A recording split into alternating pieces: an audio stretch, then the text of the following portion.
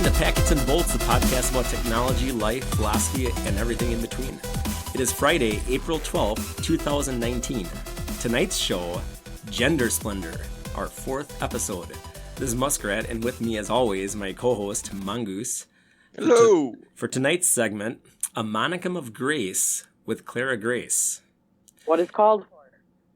She will also be joining us for the entirety of this episode. Mongoose, Grace, or Clara, not sure how you like to be referred. However you'd like, your preference. Okay. Yeah, it's we're in the heart of spring here, although it's been snowing and the weather's been changing every other day. But other than that, I think it's great. And winter is coming. Game of Thrones begins Sunday, 9 p.m. Central Time. That's Very true. bittersweet. Very bittersweet. Yes, Game of Thrones, last season. With Gotta only, throw that out. It's going to be fantastic. I've been brushing up on my Game of Thrones lore, watching some old episodes, getting pretty pumped up. It's only like 7 episodes this season, I think, isn't it? 6. Oh, jeez.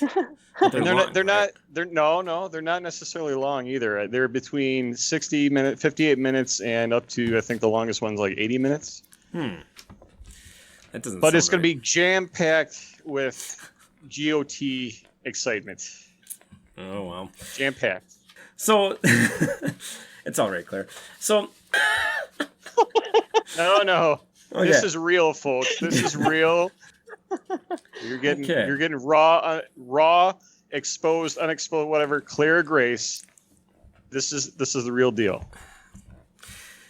Yeah, so, headlines. Word from our sponsor.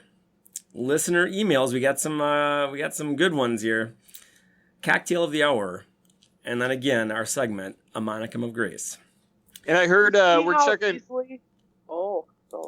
We're checking in with about the herpes monkeys today too. Yes, we do have an update from our Florida correspondent. What was his name, Mongoose? Reese Osmonkey. Ah, yes. Haven't heard from Reese in a while, but he has a scoop. He's a hard worker. It's true. Well, let's start the headlines off with a couple of stories that we just need to talk about here. Julian Assange has finally been apprehended, expelled from the embassy, taken into custody. Did you see his arrest picture? He looks like a Keebler elf for Jeff Sessions and Gandalf had a baby. I did see that. Interesting. He was fighting. He was resisting. He's probably really concerned. Yeah. I wouldn't be surprised if he didn't make it out alive, but you never know. They already tried to send assassins after him. Yes. That was August of 2016, I believe. An intruder was spotted scaling the walls of the embassy toward his quarters, but he got chased off. Oh, there was a more recent episode where he claimed to have thwarted the guy because he put stuff by his window. So when whoever it was actually got into his room, they tipped something over and alerted Julian. So that was a few months ago. Yeah, but whenever this stuff would happen, the Ecuadorian government, at least the old faction that's now been removed, I mean, that's the whole subplot of all the stuff that's going on here, but they would slam the British law enforcement response or the lack thereof. I mean, The British were turning a blind eye, so obviously they're in on this whole thing, and who knows how long he has. Yeah. The new president or whatever Ecuador has is kind of a jackass, and he does not care much about protecting Assange, even though he promised to. He promised when he was running. Bought. So that's the other twist that actually came out in the press today, is that the Ecuadorian government's going to receive $4.2 billion in a deal with the IMF now. Yeah, that's not conveniently. Odd. Yeah, exactly. There's no coincidence there. Well, it's just one more thing. I mean, I definitely don't think journalists or anything like that should be arrested. And for people that are saying that Assange aided and abetted or he hacked, evidence is extremely thin on those charges. So, I don't buy those for a second. Well, and the bottom line is all of us, should always be defending each other's ability to say anything at any cost. That's the essence of Free speech. Has to be Yes. anything and everything. It can't be limited in any way whatsoever, no matter how offensive or egregious. Or it's not free, or it's not really free. Yeah, and we've never prosecuted journalists or anything for publishing stolen data. So even though it might be a crime to steal, for instance, top secret stuff, they've prosecuted the people that leaked it, but we've never actually went after a publisher or journalist or anything like that. So if they actually go for him with these charges, that could be a very bad thing. Now, they might just try to stick him with the hacking and all that kind of stuff. But like I said, I mean, the evidence for that is extremely light, so I don't know what they're going to do. That's assuming he gets extradited. Well, of course, there's always the disorderly conduct of the world, which is, the sexual assault case. Well, that got dropped a while ago. But they could still revisit it. Maybe. Said. Well, maybe, but the woman backed away. Yeah, and said, they don't care about that anymore because that was all about discrediting his character. Yeah. Now they got him in by the balls. They got him in their and yeah, I mean, I don't think he even makes it to court. If I put my money out down there, the way this is going to play out is he's going to get sick or he's going to go on a hunger strike and he's going to die. When in reality, they're probably torturing him and withholding food and starving him to death. Right. Yeah. Well, let's hope that he can make it out. But we'll see. It's not looking good. Speaking of not looking good, they supposedly have the first picture of the black hole. Now, me and Mongoose disagree on that, but I think it's total BS. And looking at a ring of light around a black circle doesn't tell me anything. But that's the thing is they're not looking at a beam of light. They're using millimeter waves. Now, folks, remember a couple episodes of this podcast a little while back, the millimeter waves that are going to kill us all? Well, those are the same waves that they're using to go and detect and actually build the imagery of these black holes. So they're using radio waves. They're not using normal light waves. Well, listen, they set up a whole bunch of small telescopes up around the world, pieced them together. No, these are very large telescopes. You need large radio telescopes. And they are using a network of them. Yes, because they need to get more. They need to get more of an aperture. Right. So they're doing a bunch around the world, combined equaling a big telescope. And this thing first of all, it looks mysteriously like the generated image, the simulated generated image that was produced before they released it. Second of all, it's a lot of image processing. This is all computer crap, interpreting data and then throwing the stupid ring at us. And I have a paper published that says no observational proof of the black hole event horizon. And it says that recently several ways of obtaining observational proof of the existence of a black hole horizons have been proposed. We argue here that such proof is fundamentally impossible. Observations can provide arguments, sometimes very strong ones, in favor of the existence of the event horizon, but they cannot prove it. But that's all semantics about the back and forth that scientists have always done in their peer-reviewed journals and research. Yes, so but what I'm saying is don't take that picture as evidence that they've got the ultimate evidence of a black hole. I'm not convinced. No, but again, some physicists were talking. I heard this on NPR. They're basically saying that the new evidence they have from these new images is actually supporting the previous research they've done in some of the images they've gotten through less spectacular means. So the more data they're getting that's starting to correlate with each other, they're starting to gain confidence in these things. So you can't dispute that when you're taking multiple different types of tests and you're getting similar results. That seems to indicate that there's some integrity to that research. Well, the fundamental disagreement here, and we'll have to have a show on it, is dissident science and arguing against relativity, because Tesla had the real answers, and Einstein was a hack. We could do a whole show on Tesla. That's a good idea for us. Yeah. Okay. What do you think, Clara? You guys, that was all you. That's a little out of my pay grade. Nobody gets paid on this show. It's all. Well, we do get kickbacks from Baked Beans. And Books. We got sponsors, and Baked Beans and Books. They're cool. So I guess I forgot about the sponsor revenue. Yes. Okay, so let's go to the headlines here, the main headlines. So this is from The Atlantic. I thought this was interesting. This is about a year ago, but why schools are banning yoga. And, yoga has been an interesting subject. I mean, it's gaining popularity in general, but mindfulness programs have become popular on K through 12 campuses, but in some parts of the country, concerns about religious intrusion keep the trend at bay. Now, when I was a youngster, I remember my dad telling me that some Christians did not like yoga, and I couldn't understand why, because the majority of yoga, especially practiced in the United States, is pretty much physical in nature. And the more spiritual forms of yoga don't even really get talked about. But apparently, in certain parts of the United States, it's getting more and more likely that rather than a game of dodgeball in gym class or a round of heads up, 7-Up, as a break between lessons, students will instead find themselves doing downward facing dog. That sounds like a sex position. Yes, for sure.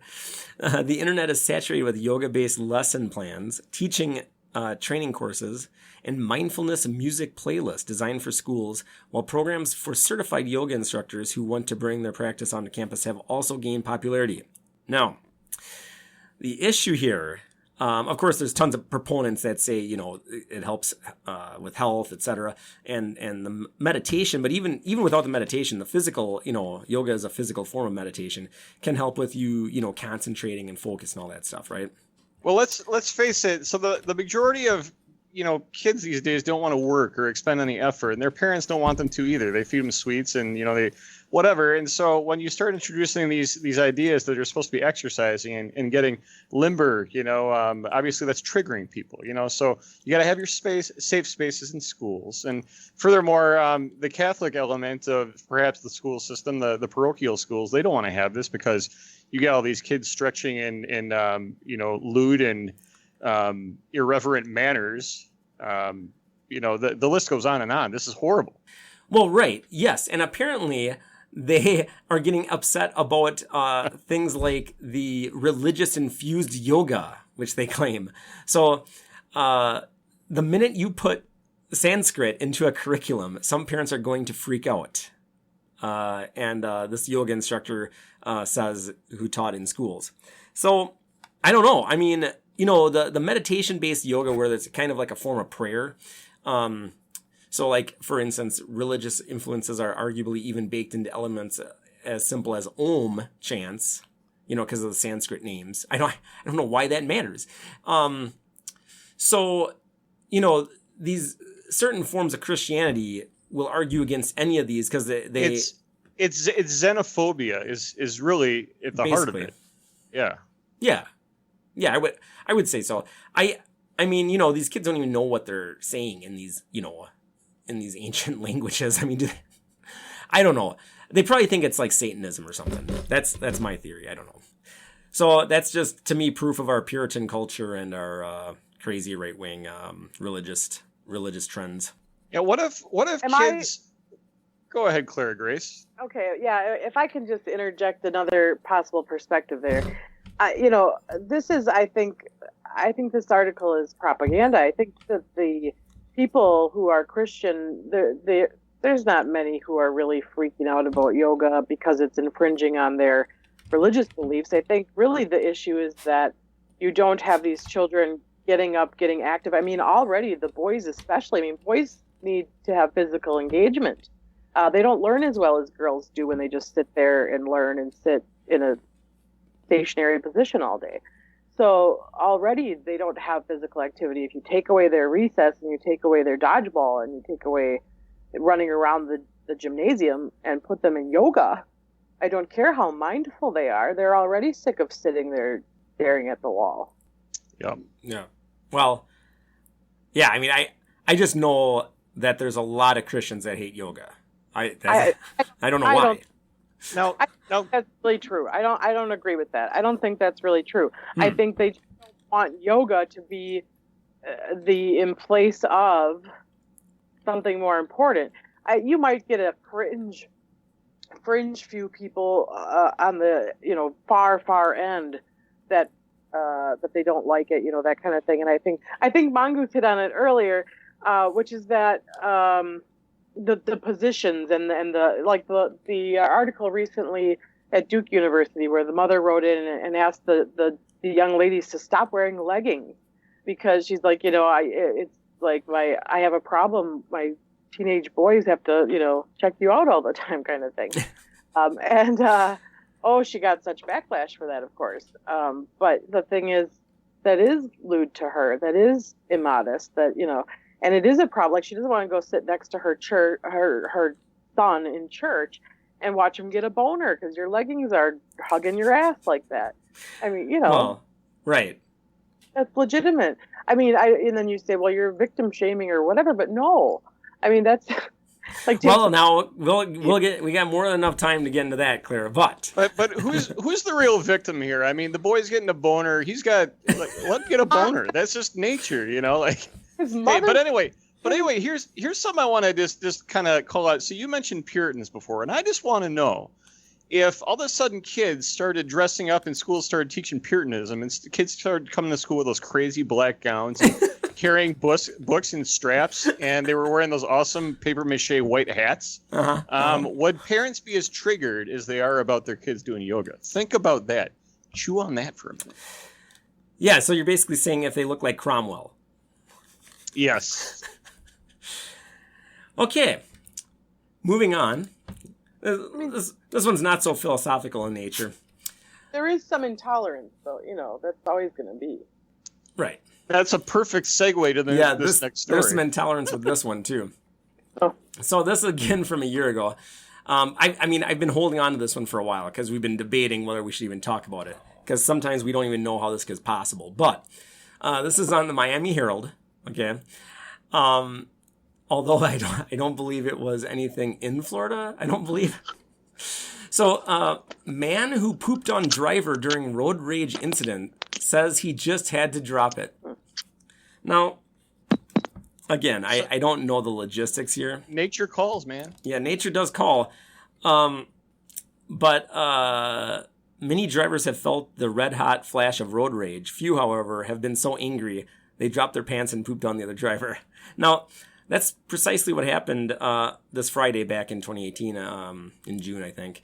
According to a report from WFMZ, station reported that two drivers got into an argument during a road rage incident in Lehigh County, Pennsylvania. So this is a Pennsylvania story.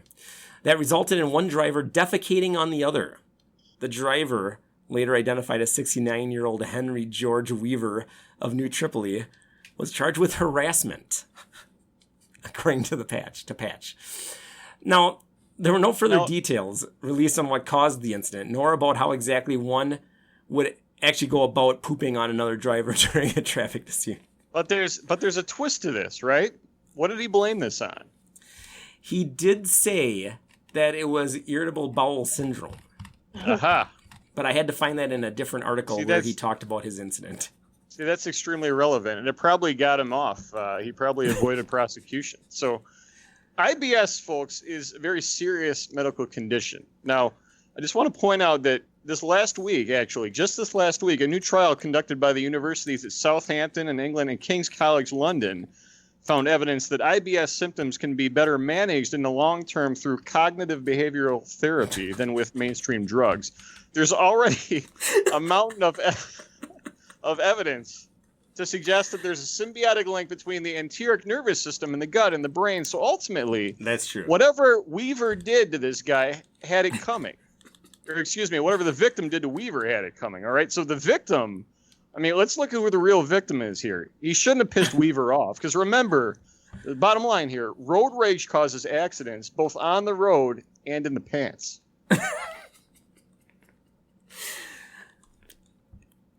Well, that is an interesting topic because, yes, I do believe that the nervous system, the sympathetic nervous system, etc., that is just now being discovered about the gut-to-brain link, might be responsible for this. But it is quite interesting to think that meditation could help him. But, maybe he's just such an aggravated guy that he cannot control his bowels. And I'm sure that the whole IBS thing and that defense that probably became known in the legal community as the Weaver defense, or the Weaver gambit. Did you say the Weaver gambit?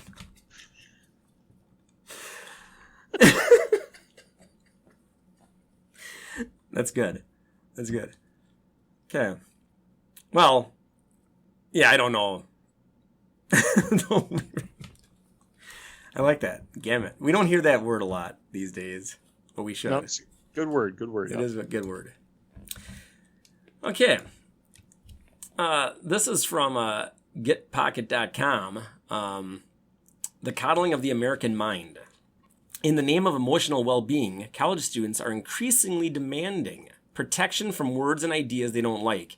Here's why that's disastrous for education and mental health, this article argues. Now, I'm not going to go into all of the details on this, but I think everyone has been made aware of things like trigger warnings or safe spaces.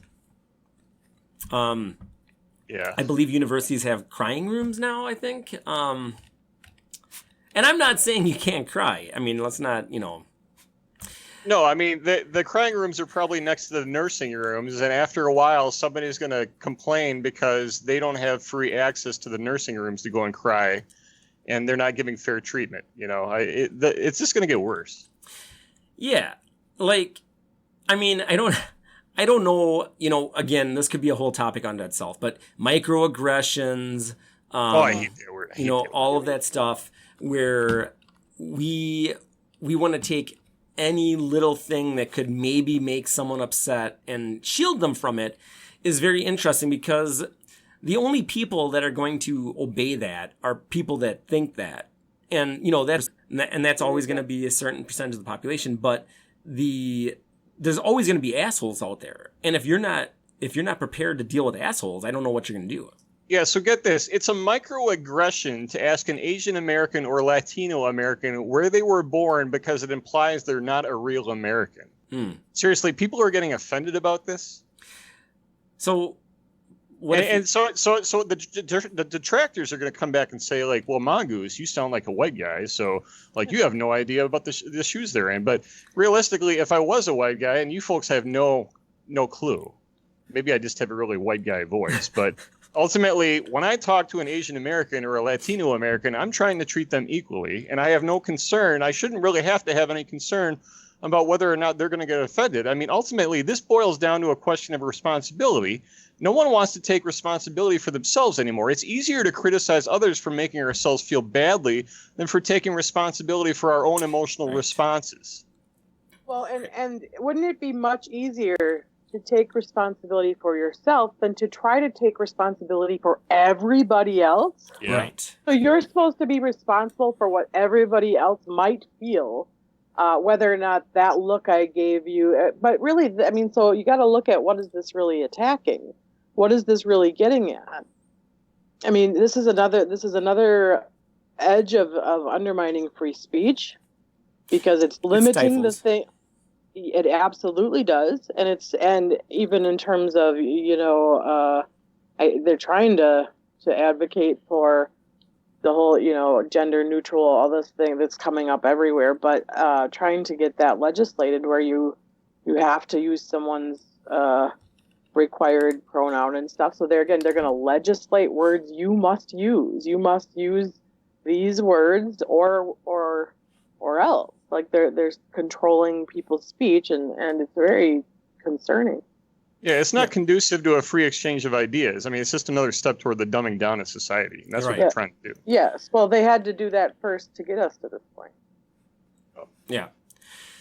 Yeah, well, I mean, it's been training society for years, but yeah, this is just, I don't know. I don't have much advice to the people that have, been offended by all the microtransgressions out there, because in my day, aggressions were everywhere, and that was what we had to deal with.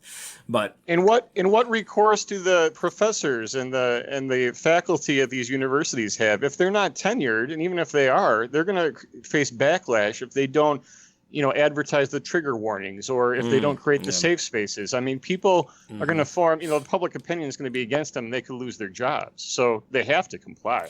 Yeah, the trigger warning thing is just BS. I used to teach part-time, and I would never, I can't even imagine doing that, giving a trigger warning. I don't know. It's whatever.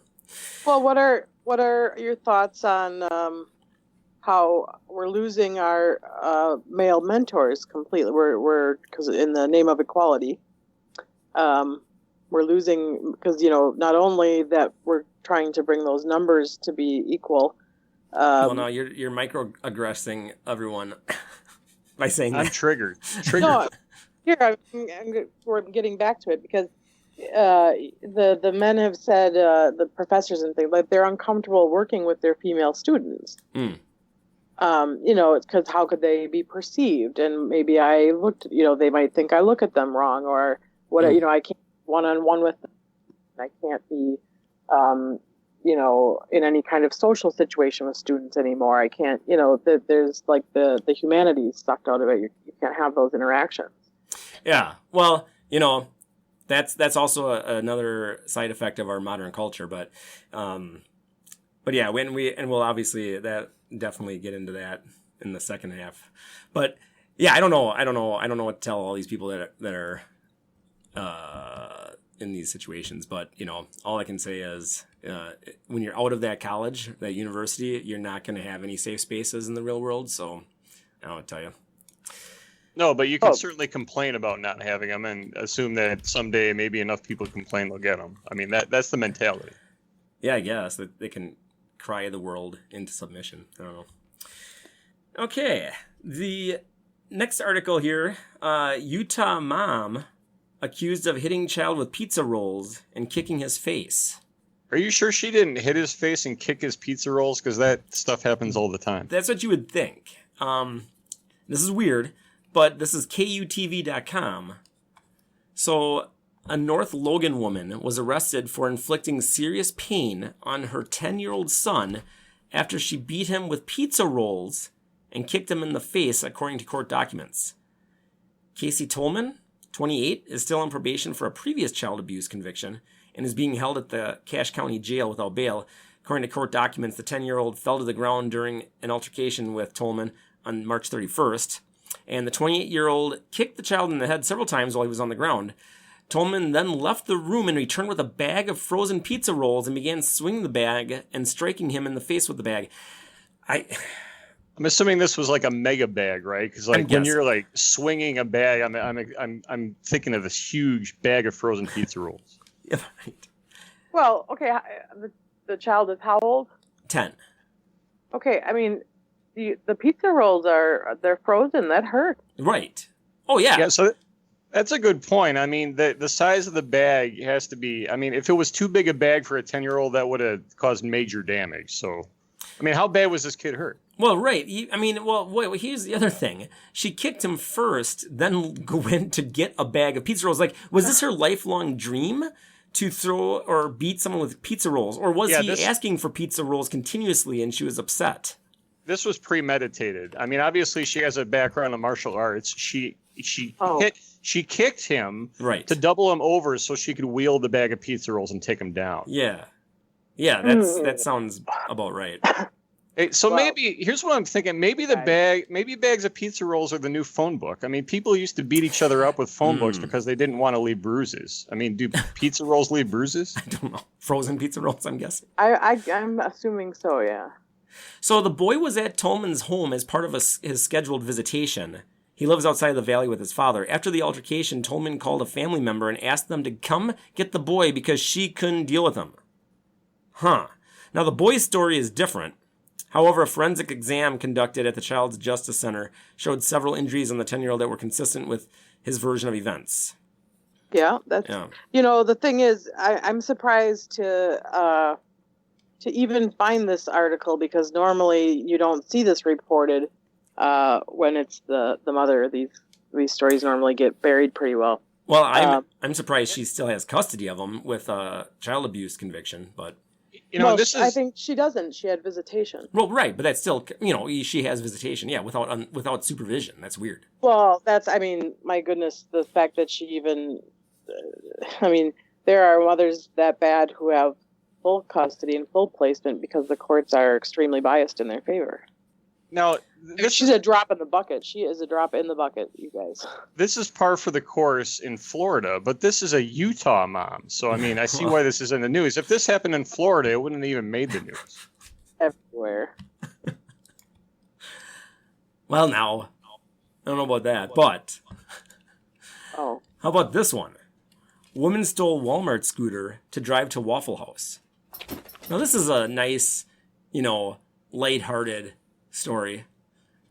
April 9th, 2019, NBC26.com, a woman was arrested in Crossville, Tennessee after allegedly riding an electric shopping scooter from Walmart to Waffle House. So she probably just got mixed up. I mean, Walmart and Waffle House. True. Dime a dozen. So did she just claim like ignorance or?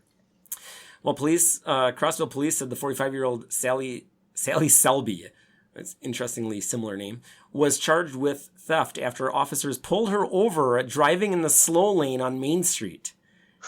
She claimed she got the cart from Walmart and was driving it to Waffle House to get a cup of coffee.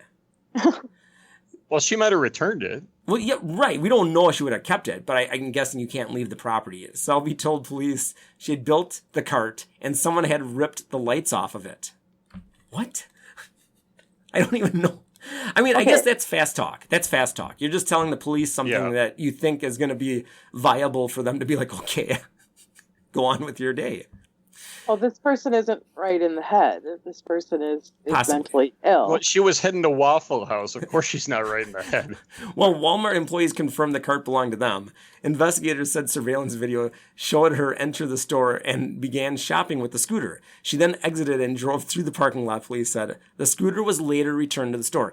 But I just got to say, if I had done the same thing, that's probably a similar story. Except I don't know if I'd say built the cart, because that's a little too unbelievable. When you give a fast story to someone, you have to make it plausible. So I would have said, my friend's borrowing me this cart, and I'm guessing she said the lights were ripped off because she wanted a reason why she's in the street. So, like, you know, if it's street legal, it's got to have lights. So this wasn't even a bike lane. She was driving at those things go top speed of like 2 miles an hour, and there's probably a fleet of cops like behind her. This is comical. Yeah. Did they give her the pit maneuver? That would be awesome. I think that would just result in her getting run over. But I don't know. Yeah, that's weird. Okay. Now back to a little bit of a sad story, depending on your viewpoint of life and civilization. Are you a glass half full or a half empty? Yeah, let me know what you guys are after hearing this story. This is the postmillennial.com. Released 3 days ago. Now, this is very interesting. The new sex doll craze proves we are in the midst of a sex panic. A brand new sex doll service, Ultimate Dolls, has set up shop down the street from the Postmillennial offices in Montreal. It's official. We're not just living in a sex recession, we are living through a sex panic, when people would prefer not only to pay for sex with strangers, but to pay for sex with strange inanimate dolls. It becomes clear that basic human connection is in trouble, says this article. So here's a thing that's very disturbing to me. So since like, I don't know, 60s, 70s, sex dolls have been a thing. I mean, they were usually inflatable and looked really stupid. I'm not sure why people would buy them. They've been getting more advanced, and we covered a story on the Chinese sex doll thing and the exportation to America as well. Yep. But this is really weird, and I can't say I actually saw this coming. I mean, maybe if in my deep mind I saw it. Sex doll brothels have been on the rise worldwide, and soon it will be commonplace for young men to come of age in such establishments. But let's just get this real right now. Packets and bolts. Public service announcement, but maybe not. You cannot. It is impossible to come of age with an artificial entity. I'm sorry, male, female. I don't care how it happens. It's not coming of age. That doesn't fulfill the definition of losing your virginity. Right. You can't lose your virginity to an inanimate object, but hey, let's face it, like when you have sex with a sex doll or if you buy one, there's an initial investment like a prostitute, but they're not going to go and cheat on you. They're not going to take your money, take your house, take your dog. So STDs. There are some advantage. Yeah, no STDs unless you go into a sex brothel and they're not cleaning these inanimate dolls. That's gross. These dolls cannot look after their own hygiene. You're dependent fully on Bubba behind the counter who's going to use his sanitary wipes to clean these things up properly. And so I don't know if I wouldn't go to that. That's disgusting. That's just disgusting. I would not trust animals. Well, no, I don't recommend it. Yeah, it's actually really bad. It's like having sex with a toilet seat, public toilet seat. So, yeah, that's just gross. But if you're going to do this, buy the fucking doll. I'm sorry. Stop being cheap. Buy the fucking doll. Yeah, this is like the next generation of internet cafes. Like now you're going variety, like anything else, they're gonna want different kinds of dolls. No. Yeah, you want variety. Yeah, absolutely. You can change the insert. Change the insert. You don't need a new doll. This one's got a fuller bush. This one's got shit. big. Change the color of the drapes, Yeah, different color hair, bigger eyes, whatever. Fuck. Well, listen, if you got that kind of money, I can't help you there if you want to go and invest it in dolls. But, okay. We are in a... The next paragraph that I just need to say, actually 2 paragraphs that we need to go through. Recent studies have shown that sexual activity is on the decline, especially amongst millennials. The Washington Post reports that the share of people who are having relations once a week or more is on a downward trajectory from 51% in 1996 to 39% today. We at the Post Millennial recently published a plea for young people to fall in love and have sex again. There are loads of good reasons to enjoy or to engage in sex with dolls. It's easy and they don't say no. They want me to you. There's no reason to actually say anything at all or buy dinner or even swipe right or send a flirty emoji. There's no reason to be shy with a sex doll. No worry that the doll won't find you attractive or won't laugh at your jokes. The doll's not laughing at all, unless it's programmed. But listen, you're not going to buy them dinner. You bought the doll. You're paying for someone else's dinner. Don't you fucking know what's going on here? Well, I don't know. They make a pretty compelling argument. But let's face it, the downward trend in the frequency of sex is directly proportional to the amount of social media apps and things that people are using. People are all so self-absorbed with themselves and their social media apps that they're losing interest in other people. Yeah, I think so. I think it's more than that, too. I mean, that's a big part of it. I mean, we're very distracted. Very engaged in whatever devices in our face, but it's also become very risky to interact with people. Yeah, well, that's what they were saying. The Me Too, the ridicule on social media too. I mean, there's so much pressure on kids these days, especially like high school, college age kids.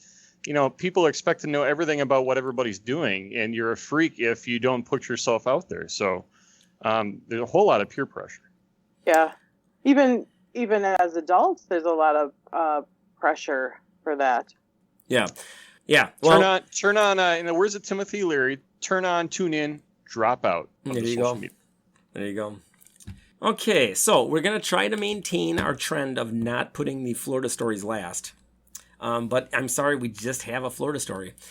Now it's not last. There's gonna be another one, and it's not Florida. But I just got to cover this one because it's just something that I saw, and it's from a couple months ago, February 2019.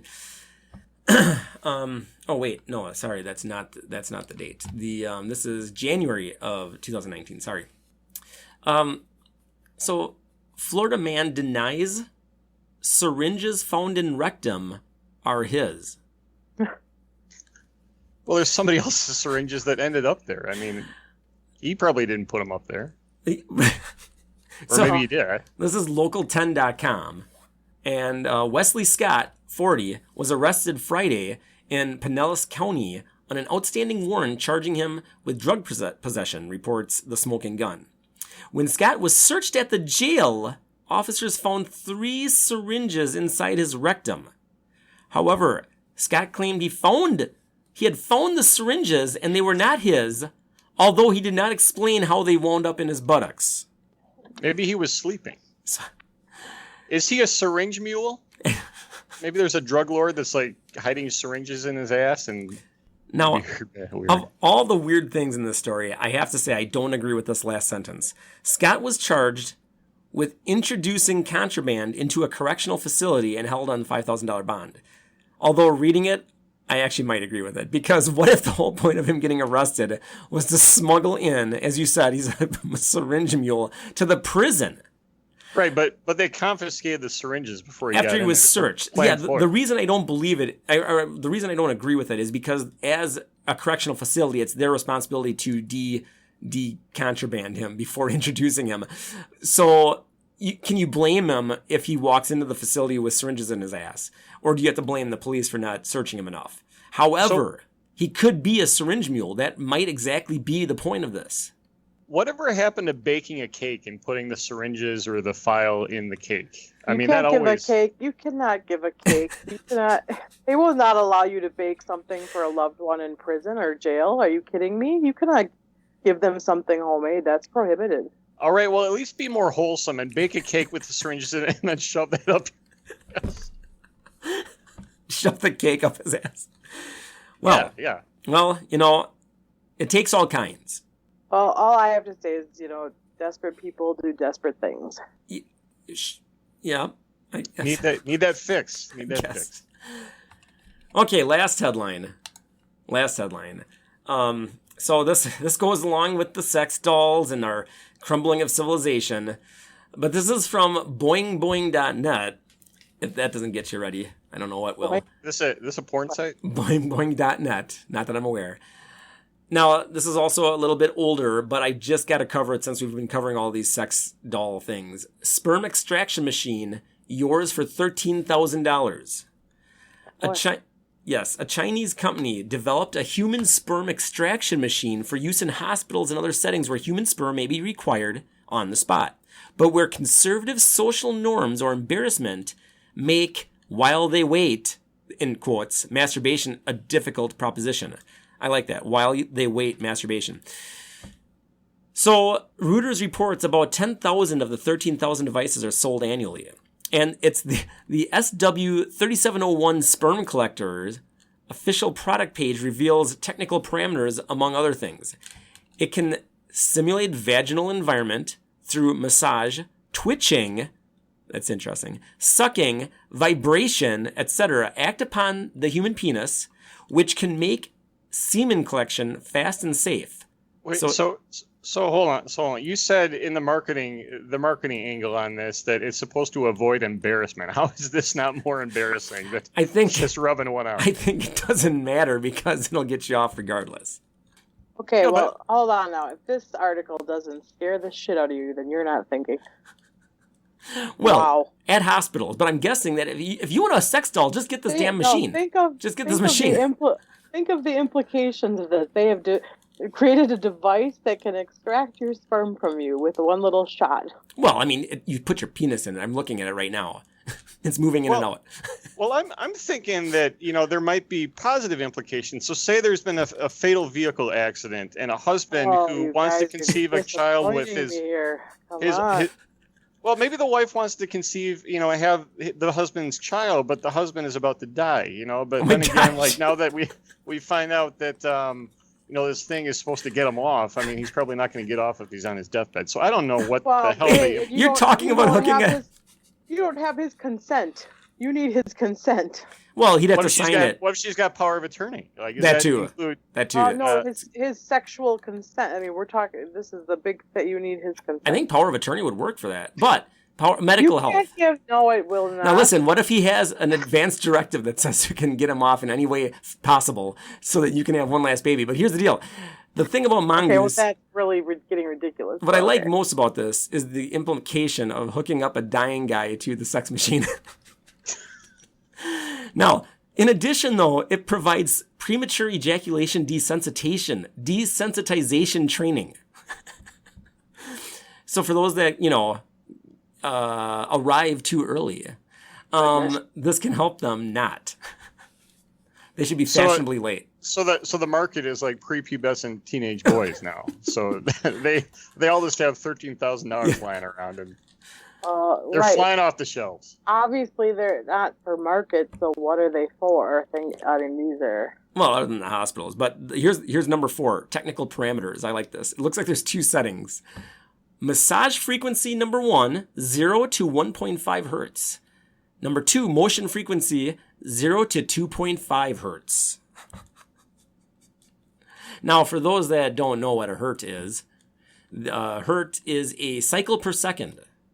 So I would assume that is a full thrust, 1.5 times a second, and 2.5 times a second, max speeds. Okay.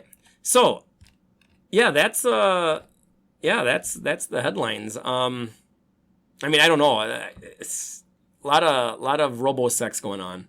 So I guess that's what we take away from this. Okay, so our Florida correspondent is waiting to get a hold of us here. We're going to cut quick before the commercial break, And just check in on those herpaceous monkeys that are spreading herpes in Florida by a vicious attack. That's right. Reese Osmonkey down in Silver Spring State Park, Florida, I believe. Yeah. Okay, let's go to Reese. Efforts to keep the herpetic monkeys at bay in the secluded area of Silver Spring State Park in central Florida are growing desperate of late, according to state health officials. The Florida Department of Elder Affairs is said to be preparing an official public statement that could outline the governor's future strategy for combating the monkeys. The monkeys are observed to be frolicking in their undisturbed park habitat with complete and reckless abandon, but wildlife experts fear this is a ruse for something more sinister. Sources say that satellite imagery obtained in the last few weeks shows that the creatures are developing advanced propulsion systems capable of launching the primates into Earth's outer atmosphere. Visual images suggest the monkeys are building shrines in honor of the first monkey to visit outer space, Albert II, who reached a distance of 83 miles from the Earth before dying upon impact from a parachute failure in 1949.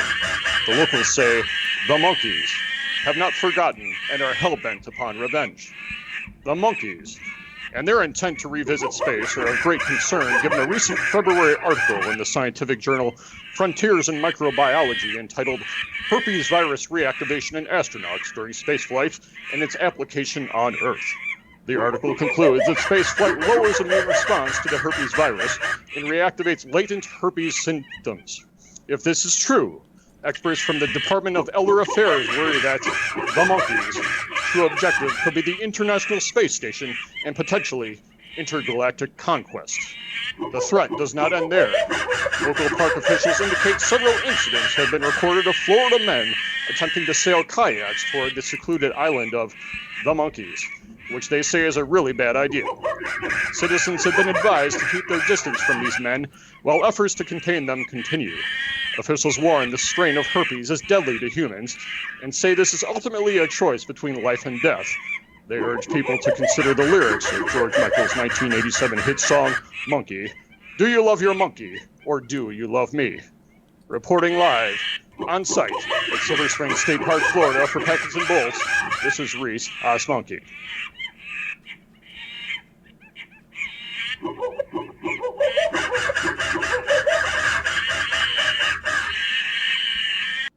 Okay, chilling words from Reese there.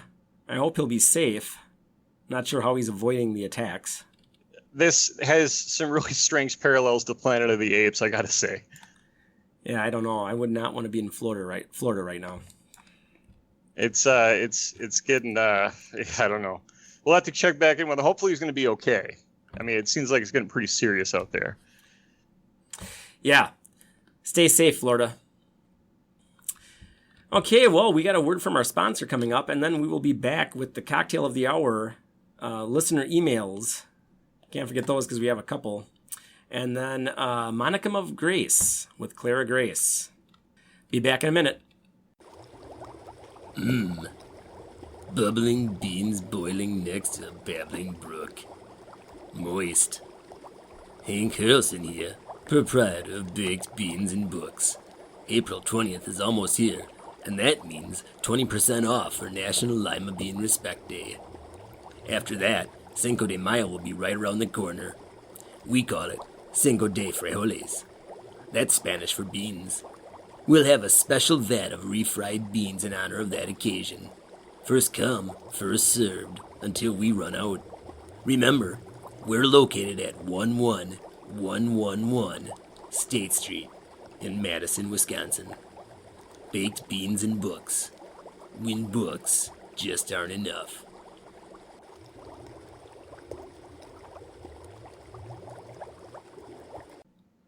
And we're back. Wow, I did get a chance, Mongoose, and Claire, I'm not sure if you get to the Madison area often, but I did get a chance to visit Baked Beans and Books in anticipation of the April 20th National Lima Bean Respect Day, and they were gearing up. They were gearing up. Very festive atmosphere for an April holiday. You don't get that much. So did they have lima beans there for you to sample? Did you have some? They did not yet. That's on the April 20th celebration itself. But they had a lot of themes on lima beans, which I didn't really... It was kind of weird because, lima beans are weird. But I don't really like lima beans, but, you just got to go down there and check it out. Baked Beans and Books. It is a bookstore like you'd never imagine. Yeah, well, you gotta next time you talk to Hank, you gotta let him know that maybe he should start considering like expanding his selection of baked beans. I mean, I've never heard of baked lima beans, but perhaps that's something he should consider going year round, especially if this April 20th thing takes off. Yeah, we'll have to have a talk with Hank. Okay, so listener emails. Now, one of them is not an email. It was basically a vlog or a video rant that was sent to me over Snapchat. So broken up into tiny segments. I had to take notes as it was happening. It was coming at me pretty intense. But we'll go to that last. That's from Meerkat. Meerkat's just Meerkat. I thought there was a number after it. But the first email here is from someone in the Valley, I think, because I think I'm guessing who this is, but I can only go by what's in the email, and the email is signed anonymous asshole. But this is what they sent. They sent on Etsy. I guess it's supposed to be a tie-dyed flannel, but it just kind of looks like a flannel that's been bleached a little bit. So if any of those cutting-edge hipsters we were talking about before want to do a different kind of flannel that your peers probably won't be wearing, you can go to Etsy and look for these flannels. Now it says custom-made bleached flannel shirt, but if you search for tie-dyed flannel, this is pretty much what you get. It's kind of weird. I think someone really needs to do a true tie-dyed flannel. I think that would be the way to go. But I don't know, because flannels are so colorful, I'm not sure if that would really work. So let me get this straight. Anonymous asshole emailed in a link to a generic hipster Etsy order link. Okay. But like I said, go to Google and do tie-dyed flannel. I'm going to do it right now.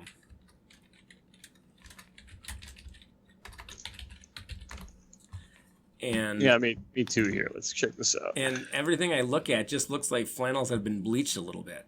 Because, the bleach makes the colors run, and then they just get kind of lighter. I don't see a true tie-dye. I think... Oh, but I see... Hey, this is totally hipster here. You got vibrant hipster colors and then kind of bleaching out throughout the garment. So you may have a very bleached look on the bottom, say the coattails of your flannel, but the top you may have that true Al Borland flannel type look to it. So they got some interesting designs there, but it's very, very hipster and not very unique. Sorry, anonymous asshole. Yeah. Well, hold on, me too here. Me too.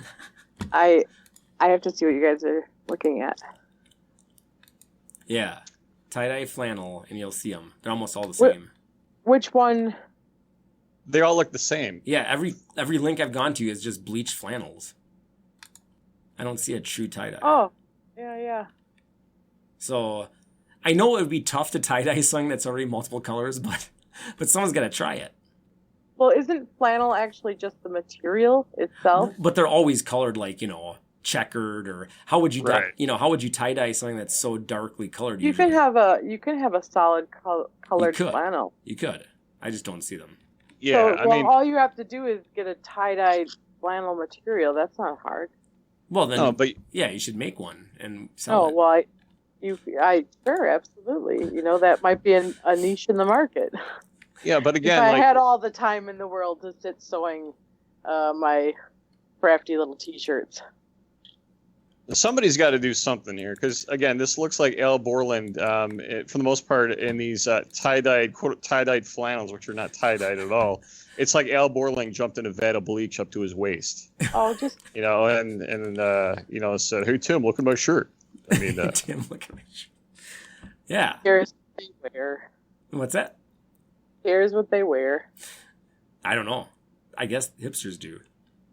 Yeah, but they're trying to be individuals, Yeah. and they need to, sorry, anonymous asshole. Yeah. But They good, have to good be suggestion. individuals.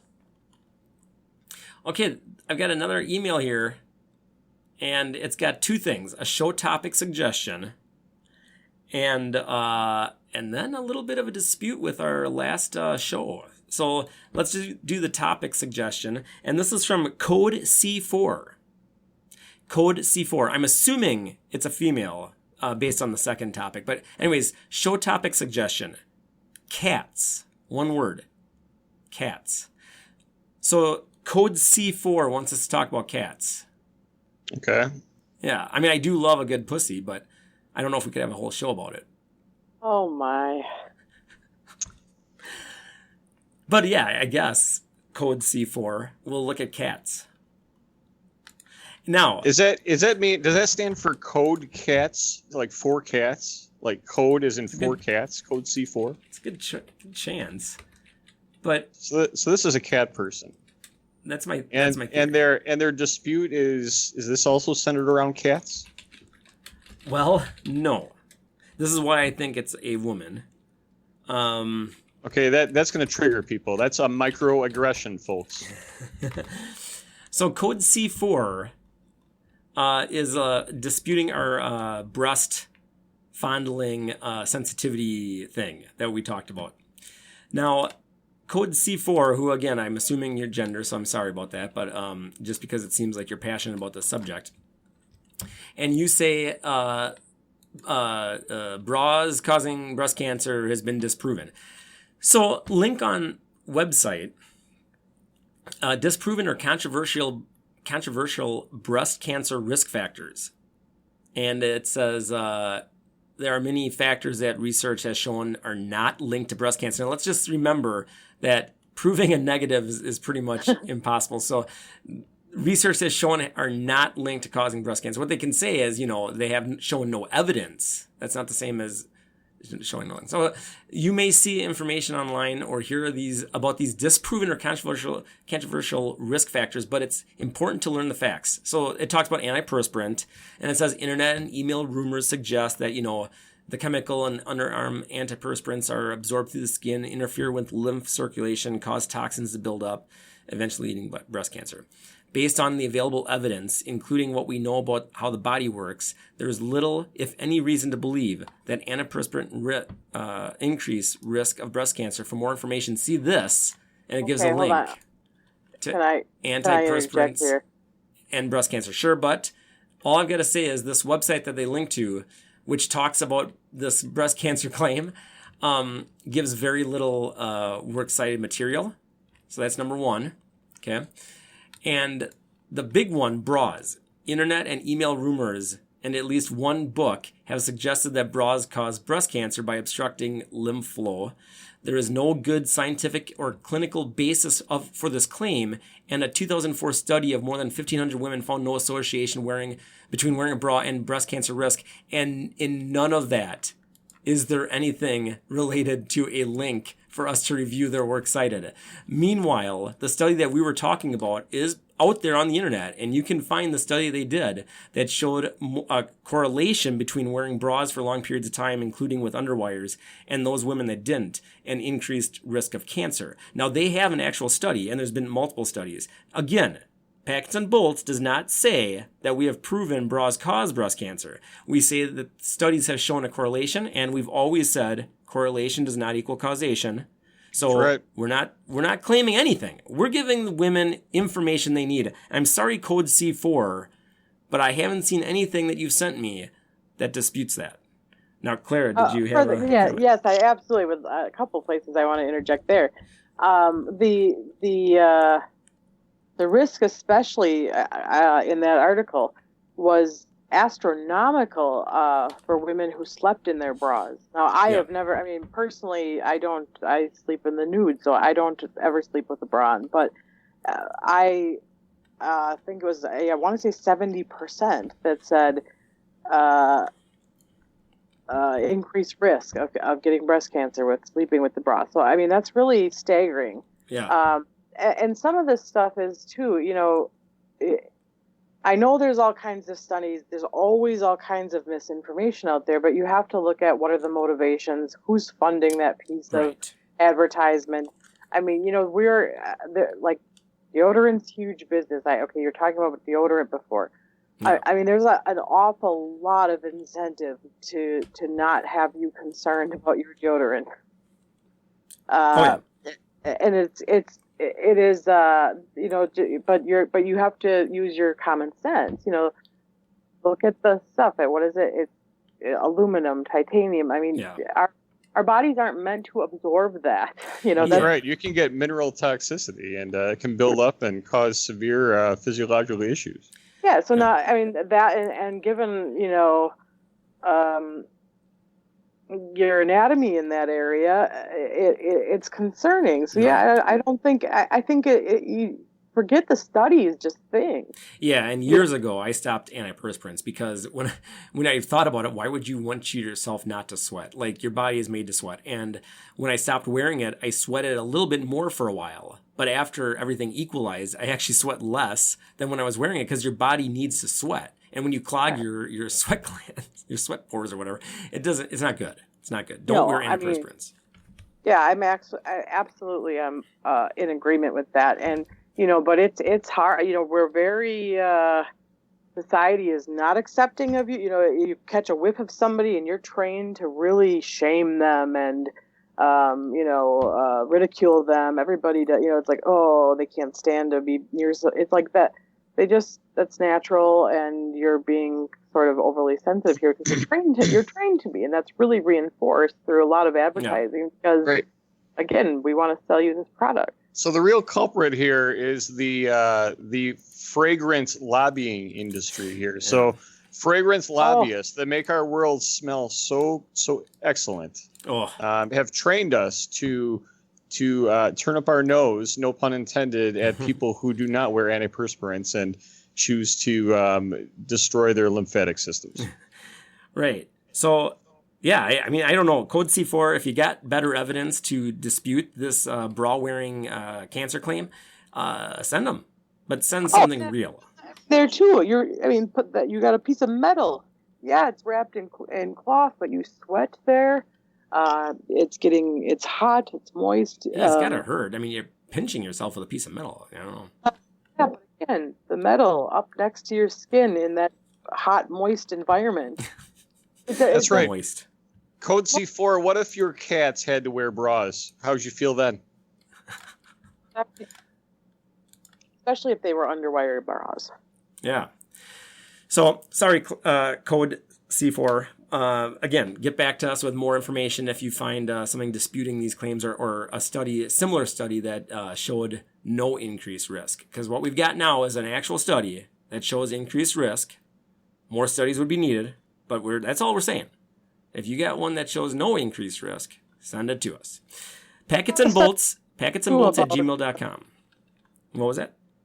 Oh, there's a lot of, you kind of mentioned before, like, when you first stopped wearing deodorant, that it was like a kind of stronger reaction at first, but then it normalizes. And there's studies there, same thing with like, you're not supposed to really shower every day. Right. And you minimize that and go to a healthier routine. Your body it'll normalize and you go, oh, well, wow, this is actually, you feel way cleaner.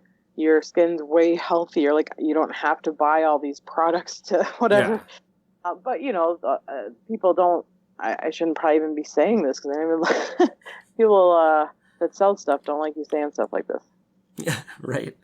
Yes, you'll be arrested like Julian Assange and paraded like a hobbit in front of everybody and watch out. It's an unpopular opinion. I have a lot of unpopular opinions. So. Yeah. So code C4, packetsandbolts at gmail.com if you want to send disputed studies. Now, the next email again is from Meerkat, and this is a female. I have video proof. Again, I had to take notes. This was on Snapchat through like 20 or so rants, I would call them. on our show about bras and stuff. So, but it was more than that. It was mind blowing. And, we'd like to have Meerkat on as a guest someday. If, you're definitely invited. So, several issues. She again asked us about the bras, and she teaches some sort of class where she's physically active and she needs to wear sports bras. She specifically asked what is she supposed to do. I don't have the answer for that, Meerkat. And again, the study said bras over 12 hours a day. Wire is worse. So if you're wearing it for your workout, I would assume that would be a lesser case for causing problems. What about saran wrap? Okay, can I probably the best one of the three of us to answer this question. Can I try to answer this Clara. question? Okay. So, bestow your grace. Yeah, thank you. The thing is, you can't totally, because this is just information. You can't totally avoid this is one area that we get toxins into our body, but it's everywhere, But the thing is just to try to make smarter choices that minimize your risk. So, it's like, okay, yeah, it's probably a good idea for you to try to minimize the frequency with which you're walking around with an underwire on. If you can cut them out completely, great. As far as you work out, yeah, then you're going to put a more supportive bra. I mean, this is just you just got to execute your own common sense. You don't need a study to tell you what bra to put on. I mean, use your own mind, your own faculties, and make some sense of it and try to make the best choice you can with the information that you have. And we're telling you, this is science, no matter how much people want to refute real science these days. But your body, nature says you're not supposed to have that stuff, and it's in there. It's harming. Right. Yeah. Yeah. So, I mean, again, I'm just reporting, here at Packets and Bolts, we provide the information. We can lead you to the stream. What you do with it, I don't know. It's up to you. But we don't have all the answers. Okay, we're providing information. Yeah. Oh, I should have disclaimer. Not an expert on anything, and I certainly don't have any authority here. I'm just saying, what makes sense for you with the information. That's all. Yeah. I'm certainly not trying to preach or whatever. Now, Meerkat goes on. And she has something in her chest that a doctor was describing to help her with.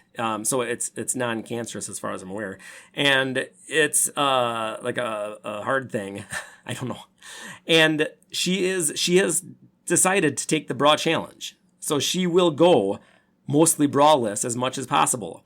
A girl. And she will let us know. packetsandbolts@gmail.com. But her rant didn't stop there. Send pictures, too. Yes, always send pictures. We want to make sure we track the progress. But she doesn't stop there. She says that she's guilty of judging other women when they're not wearing bras. And so we tried to say that, speaking on behalf of 90+% males, we don't give a shit if people are wearing bras or not. But, and we've heard women, the reason I say this is there are women that say the patriarchy made them wear bras. Now, again, we're not talking about the 1800s. We're not from that era. We never were, unless you believe in reincarnation. I don't know what I did back then. But we don't care if you're wearing a bra or not. But she specifically says, Meerkat says she's guilty. And if she sees someone without a bra, when she sees nipples hanging out through the shirt, she will judge them. If they're not attractive, she will think gross. If they're hot, she will think, what a slut. So, we don't even want to touch that right now until maybe Clara wants to give a little insight. I think this is good.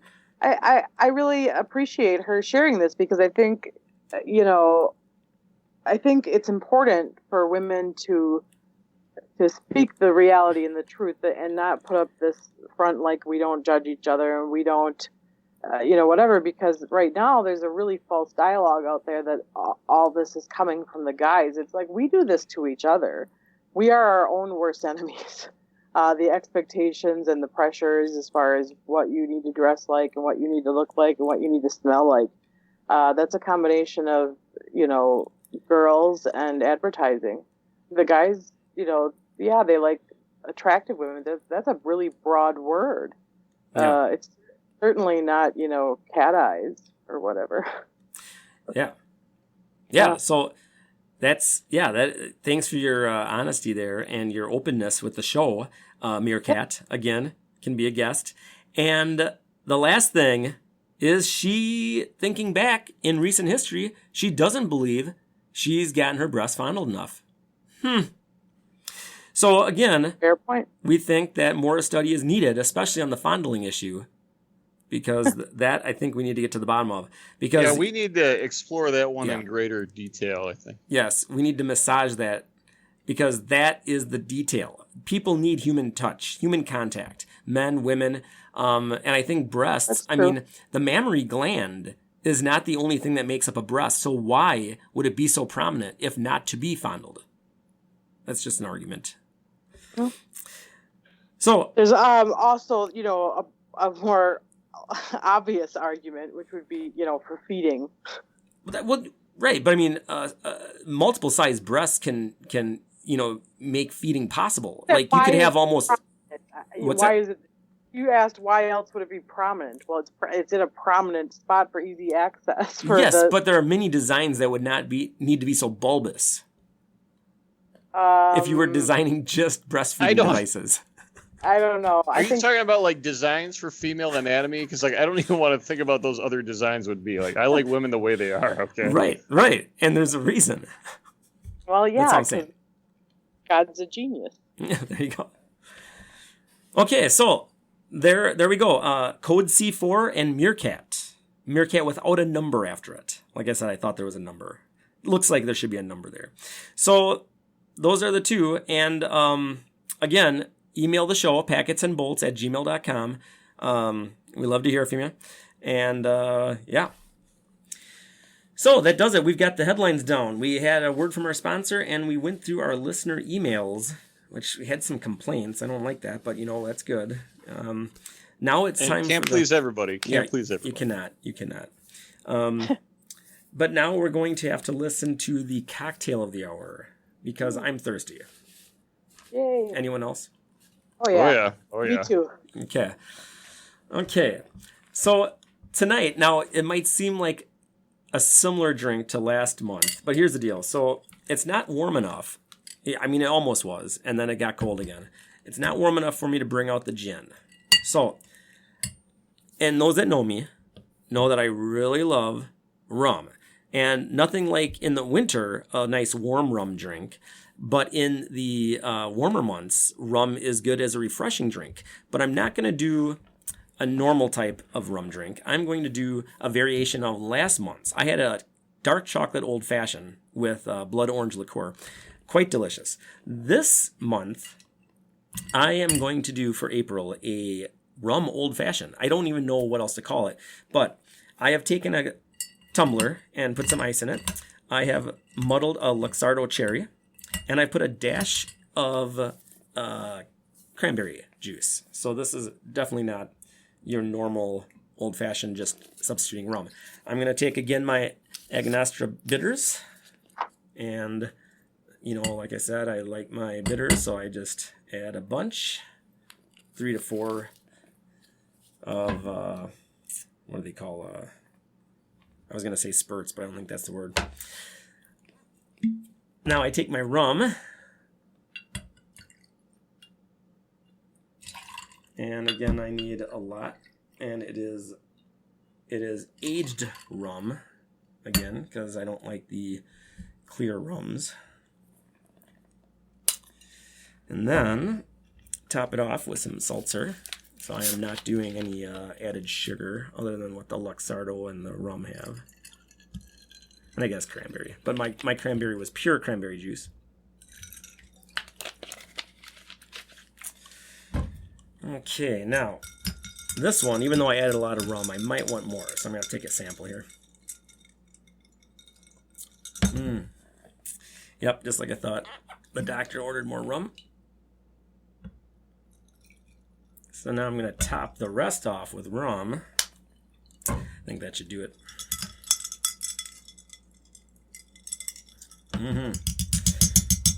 Oh, and of course, as always, my rum of choice, aged 8 years.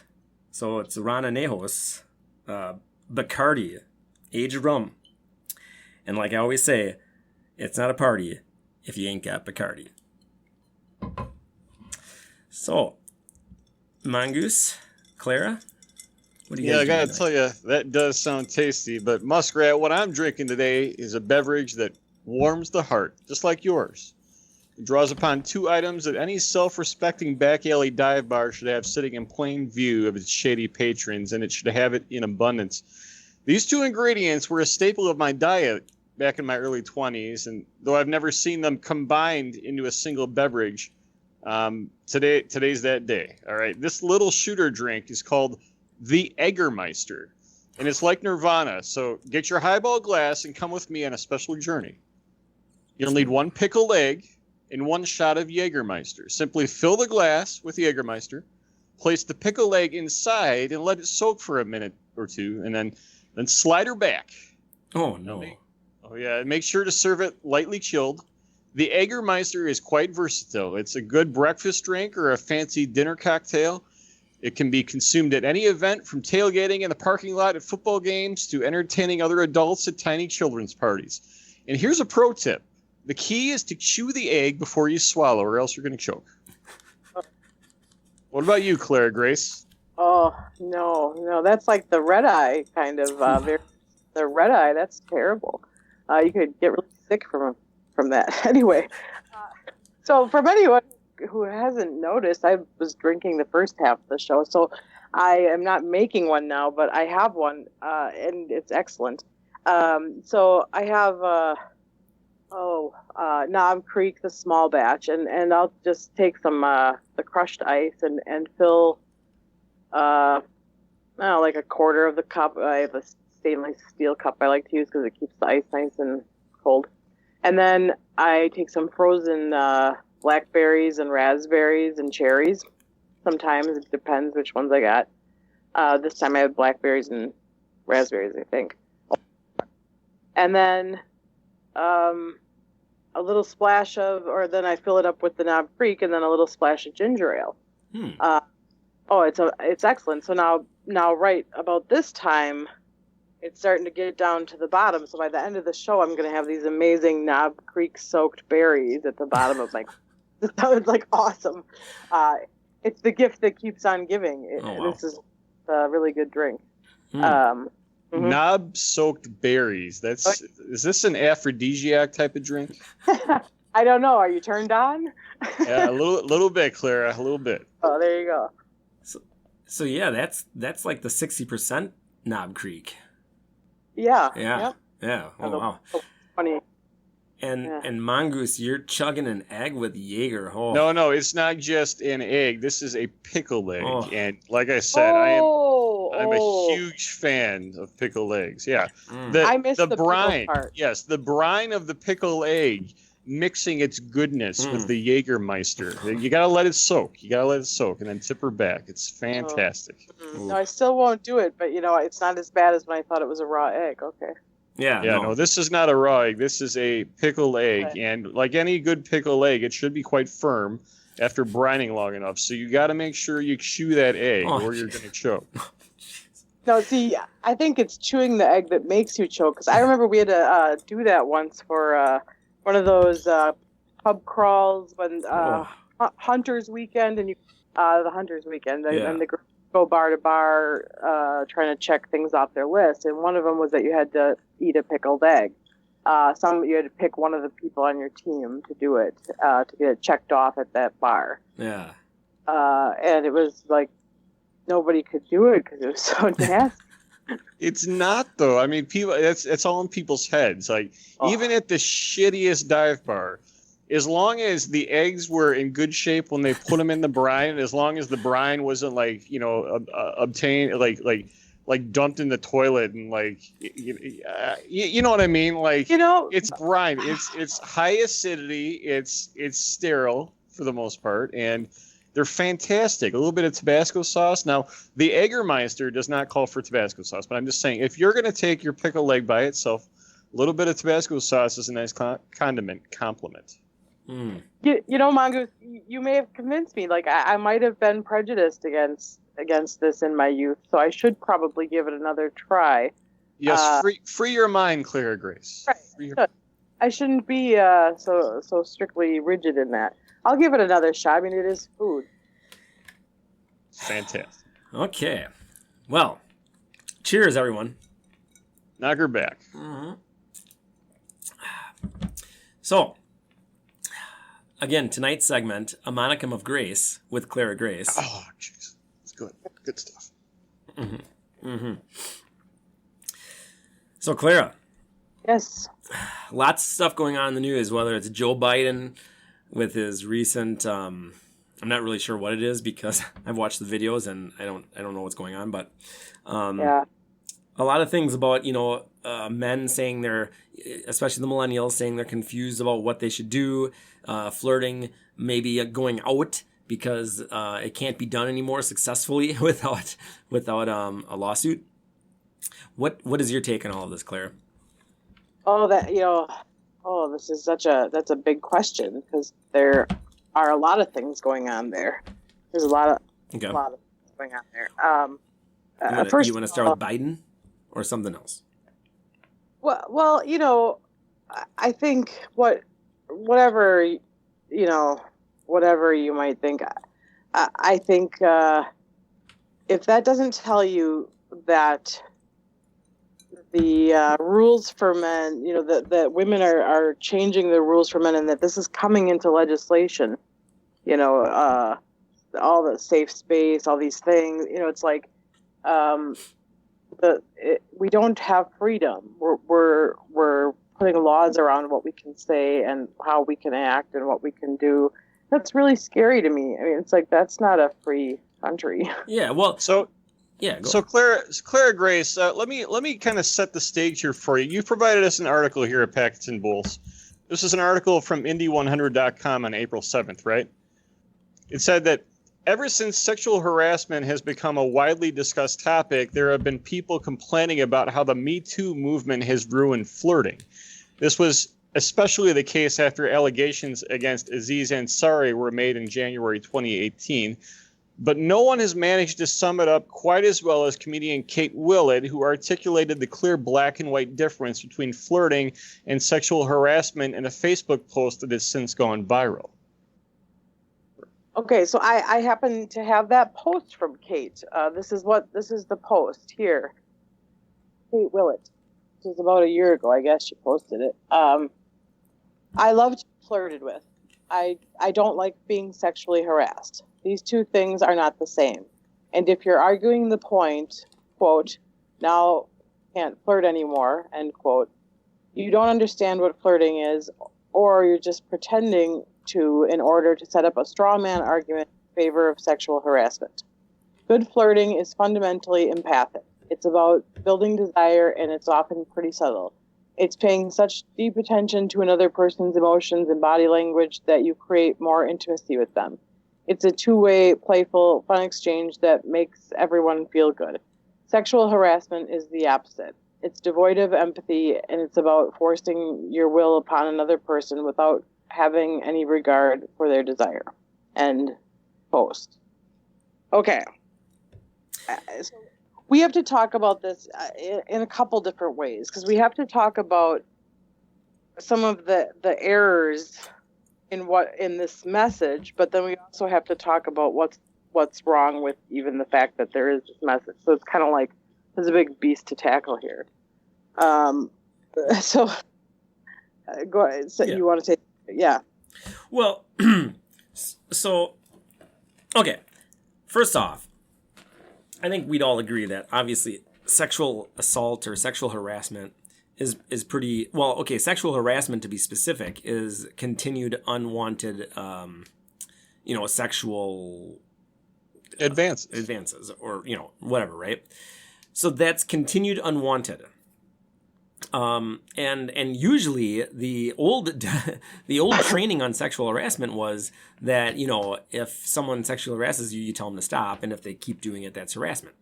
I feel it's transforming into any misjudge and signals, one time or not, is instantly harassment. So what is your take specifically on what is your definition of sexual harassment? Yeah, especially when you consider that, you may be flirting with somebody, but if that's unwanted, interaction, So it's maybe something as simple as a guy batting his eyes at a woman. But if she doesn't want that attention, how does that not construed as sexual harassment? Well, and right, because here's the other important thing you have to remember is that it's not about reality, it's about what she perceives. So did she feel uncomfortable? Because remember, you're not responsible for your actions, you're responsible for everybody else's feelings. Right, yep, these days, yep. Yeah, and what happened to... We're almost saying that they don't have to speak up at the time it happens anymore. That's in my opinion, They don't. Well, they don't have to. But that should be part of it. Shouldn't you tell someone, no, that's not what you want? Or how does anyone make anything clear? Other than, we're not talking about physical attack, right? We're talking about things, attention a woman doesn't want.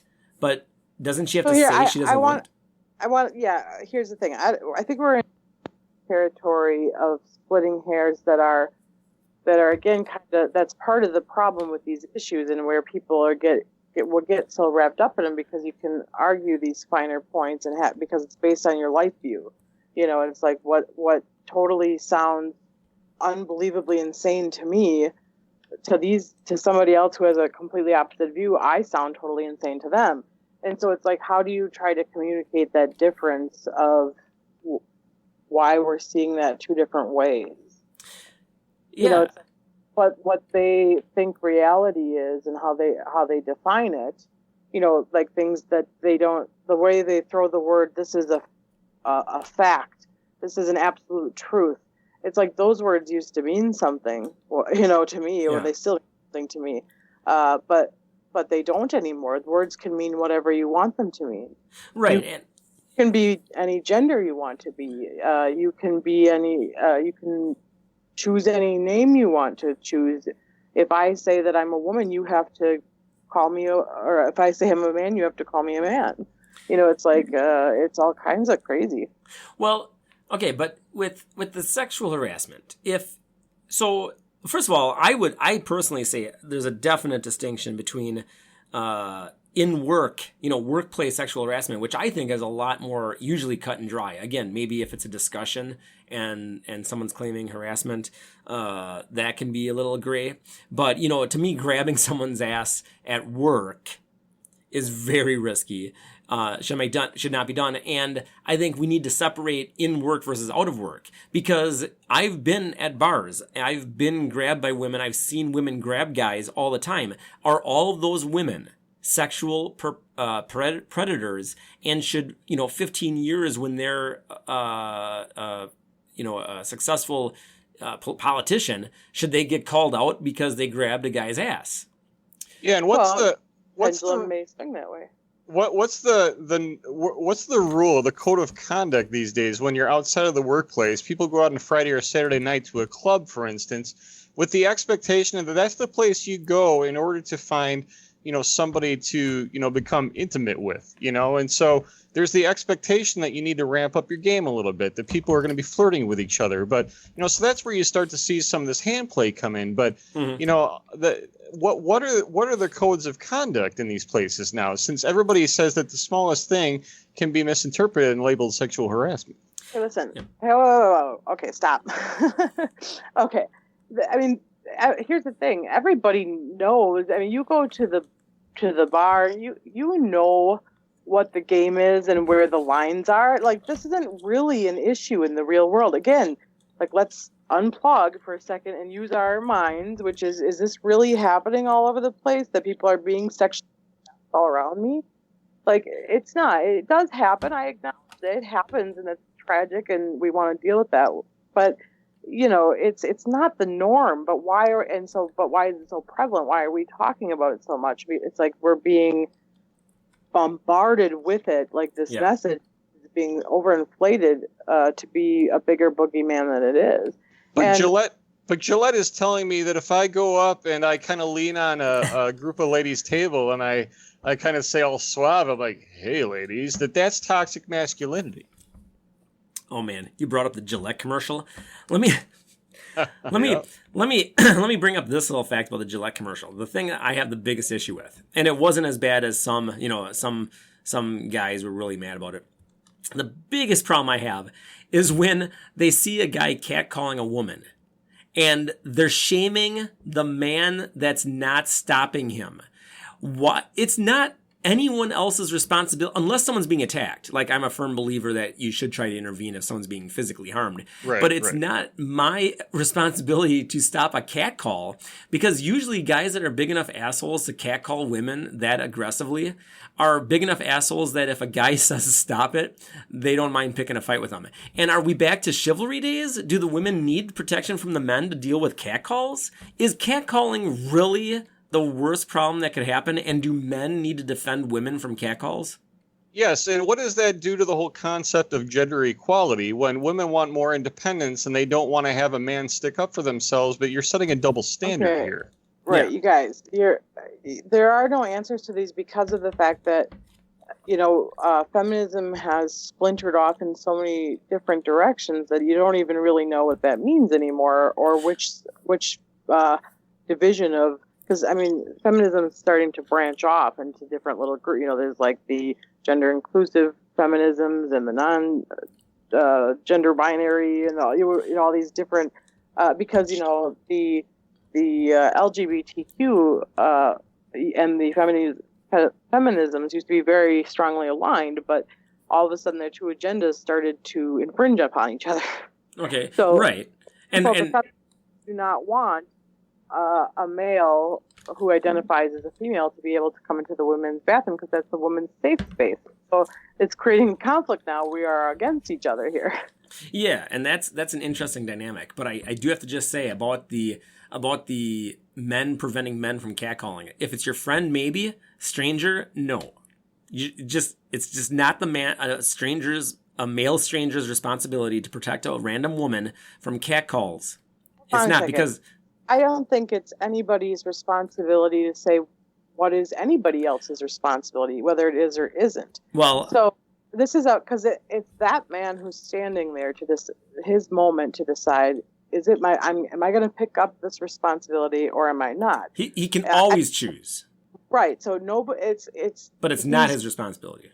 Right. But what I'm saying is, how can we even try to impose a responsibility on anybody else for anything? A responsibility is a choice. Right. Well, you can't impose one on somebody. Exactly. And here at Packets and Bolts, that's what I'm saying. He is not responsible, and we shouldn't expect him to be. And Gillette shouldn't expect him to be. So shave that part of the commercial right out with your triple, quadruple, septuple razor thing that costs way too much. Right. And I can understand, like, in one respect, maybe, people need to work toward setting a better example. But when they say that you have an obligation to go and interject and potentially put yourself in physical danger because you're sticking your nose where traditionally it doesn't belong, there's a big departure there. And why the double standard when you're telling guys to do that? But Clara Grace, you made a good comment. I mean, the feminist movement is diverging in so many different directions. Doesn't the feminist movement have an obligation to better itself and try to determine what exactly the hell it's talking about? Well, not only that, but because here's the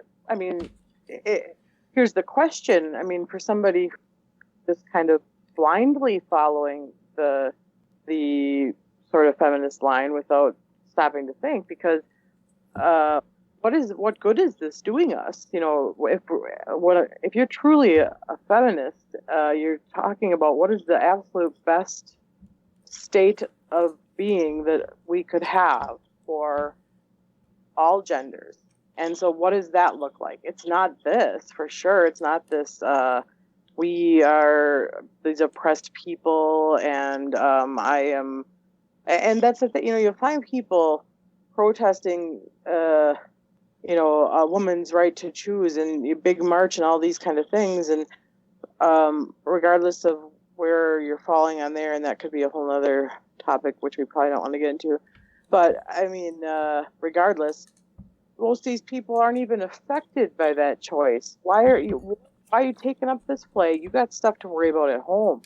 It's like everyone's chasing their tails around like crazy. And instead, what they could really be achieving and doing in this world, and they're off, nonsense, marching around worried about somebody else's feelings or something. It's just weird. I don't know. It's like, it's an idealism. People want to be idealists, and that's fine. But I don't think in our modern day society, people have come to terms with what that really means or what the implications are. So people are struggling to determine the best way to do that. And I think that's what's lending to some of the breakdown and the misunderstandings that we're seeing. So I'm hoping that some of this stuff kind of blows over and that we start to kind of come together and understand like what the proper codes of conduct are, because right now everything's out of whack. That's why we got to be so careful about protecting the freedom of speech and defending the definitions for things, because you need to have definitions in order to have intelligent conversation. Right. So they're important. Yeah. And that's what you run into. I mean, if you ever tried to be having a online one of the social media chats with people, it's like, well, whoa, you don't, and they think that you don't get it, but not getting it, but it's just kind of hard. It's like talking to a parrot, because all they can do is sort of repeat back to you what they've been trained to know, but it really isn't. It's not real, but you can't through. So I am always trying to figure out, like, how do you get through to them? I don't know. Well, I think it's interesting what you said earlier is you have to care what people think, or you have to care about people's feelings. And I would argue that, as if you're trying to reach to a higher level of humanity, you should care about people. However, I think what some of this movement, side effects is they're only making us care about people in a very superficial way. Right. Like, well, are they going to have are they going to be offended because what was that in our article? If you ask from where where are you from? Do I think they're going to think I don't think they're from here? Like, that's a very superficial form of thinking about someone else. You should be thinking, are they actually, like, how's their well-being? How are they doing as a human? How's their health? How's their, enjoyment factor of life? That's what you should be thinking about. Not, am I going to offend them on some trivial matter? That doesn't make any sense. Like, what I think, we're becoming hyper superficial. We're caring so much about the outside of something. And we're spending all this time defining outside things that it's becoming a mockery of itself. Yeah, I think that's there's some truth to that. I definitely think that. I mean, one of the things you're talking about here, being forced to care about something versus choosing to care about something, the difference between those two things is major. You don't get the same result from them. You can't impose a level of care out of somebody. They have to choose to care for it to really have the impact. Otherwise it's not real. It's not caring. Right. So it's forced. It's a forced reality. It's not. It's. It's like you posting, how many likes did I get online or something, or how many, there was a video I saw yesterday. This poor girl who had gotten her account deleted or something, and she's made this video bawling her eyes out about how she doesn't have any followers and what? Oh, terrible. She was an influencer. I didn't even know that was a thing. Oh, is it the fake college admission stuff? She was an influencer whose account got deleted, and she was crying about how she didn't have any followers and to go back to being a prostitute or working 9 to 5 or I don't know. Wait, these two things are quite different. Well, maybe. Depends on but I mean, it was like, and she said, "I'm nothing without my followers." It was this big tragic thing, and all I'm saying, it's like, whatever happened to, first of all, why are you if you are that upset about something in life, why is this out there for everybody? You can have a little stoicism despite the APA telling you it's toxic. A little stoicism is probably called for. And this, I think is probably a good idea. I don't think that's a bad thing. I don't know why we call it toxic. I think that's, that shouldn't be on display. You should, Right. Yeah. This highlights a good point, the whole social media and the influence it has and the grip it has on us. I mean, this woman, is a social media influencer, something people need to understand is that when you get that many followers, you can apply for monetization, and that becomes a job and potentially a very lucrative one. And without those followers, they lose that monetization, and then perhaps they're relegated to working, quote unquote, in a factory or something like that, or prostitution. But when you're an influencer, you're bound by, you're basically a slave to, the people you're trying to entertain, and the people, you have to align with those social beliefs. It's like a built-in sellout. Yeah. So it just perpetuates the problem. Yeah, that's why at Packets and Bolts we do not endorse sellouts, unless it's baked beans and books. They're great. For a second, my mind wandered, and it took me a minute to realize you weren't describing Congress. Yeah, that's a sellout for sure. Yeah, we gotta drain the swamp everywhere, folks. That's drain the swamp. Oh, that's tough. That's gonna take quite a big pump. Maybe that sex machine can do it. Oh, that scares me. It really does. That's concerning. So, okay. Wait, the sex machine is concerning. So, yeah. So let's get your take. Do you think these? Because we don't need men. Well, yeah. Do you think these issues are leading to no sex? Well, yeah, absolutely. I mean, this article, as silly as it kind of is, and it's meant to keep us fighting amongst each other and taking these no-win. I mean, because we can't win. I mean, we can sit here and debate the nuances of every side of everything, and it's just keeping people arguing. But it's not doing anybody any good. Right. It's like everything else, Clara. It's we're focusing on arguments, not solutions. It's just like everything else. This is just another layer of their strategy to dumb down society and undermine us. And divide and conquer. Exactly. And I kind of lost I need a mental stenographer. Put me back on track here. I fell off. Well, yeah, I think, Mongoose has said it before, and he thinks there's some, architect behind all of this, mini bickering things, because there's so many arguments going on. Yeah. It's fractured society. It is. I think, that's probably a bigger piece that we can bite off here, but I think what you have to just look at is, again, what I keep saying, and it keeps coming up in every weird little news article is, sometimes the answer is right in front of you if you just kind of stop and ask yourself, because sometimes you don't realize why you think things you think even, and you go, well, why do I think that? Where did I get this information? And certainly I hope people are starting to question the information when you can get exactly two opposite versions of any story you want. Hopefully you're questioning.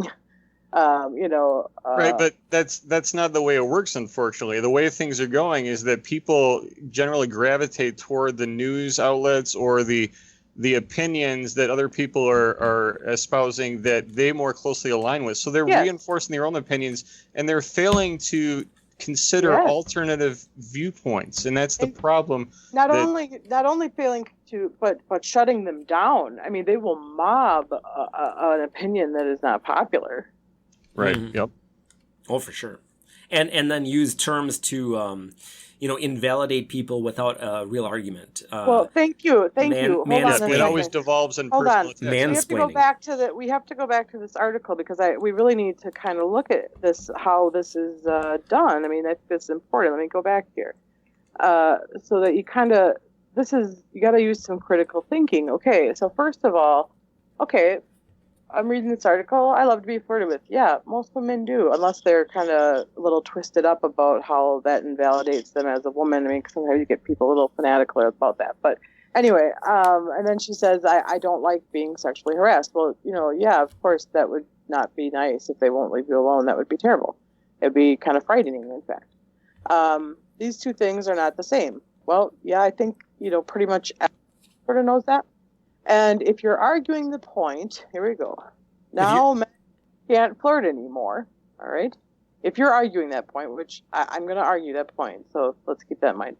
Here's what she says. You don't understand what flirting is, or, you're just pretending not to in order to set up a straw man argument in favor of sexual harassment. Mm. But But- she's saying it's black and white, that people should inherently know, like without a shadow of a doubt, what flirting is versus what sexual harassment is. That there's clear defined criteria to one versus the other. Not only that, but she's also saying that if you object to this this credential, right. then you are a problem here. Yeah, but Also, in addition, as you read the article earlier, so she goes on to say if you don't know that, you're part of the problem, but she never gave any definitions, saying that harassment's a wrecking ball and flirting is what was it? What's flirting? oh no, she says in there what she gives her things about paying very deep But that's attention. not a definition. That's not a definition. Well, I'm sorry. And here's the thing too. Not only is it not a definition of flirting, because for one thing, you can flirt with your friends. You can flirt with, flirting is like for amusement. It's casual. It does not mean some deep, intimate, perverted eye contact. Exactly. It can be Perverted eye contact. And at what point do we define criteria to the point that this just doesn't become sexy anymore? I mean, let's face it. Okay. What's wrong with being sexy? There's a biological imperative here that this whole movement, or this whole, whatever you want to call it, Me Too or toxic masculinity, it can't account for. I mean, for thousands and thousands of years, humans have had, a man versus woman creates child and create, when you define all this stuff, I mean, you're kind of undermining that whole biological imperative. Yeah. Yeah. The contradictions are wrought throughout all of it, but the whole point is what we're doing now is really what the point is. It's like is to just get you wrapped up arguing something that can't actually be solved. It's like, for example, you would say to any feminist, we want equal opportunity, right? I mean, of course we do. Of course we do. We want women and men to have the same opportunities to do whatever it is that they want. Mm-hmm. Opportunity, okay. And I'd say most guys and most women consider, their coworkers that are of the opposite sex equals. Like, I see that every day. Like, most people don't treat the opposite gender differently when they're on the same level. At least I don't see that. Okay. Yeah. Well, I'm a little. I have to come back to that because we want the equal opportunity, but we're trying to measure it as an equal outcome, and that's not the same thing.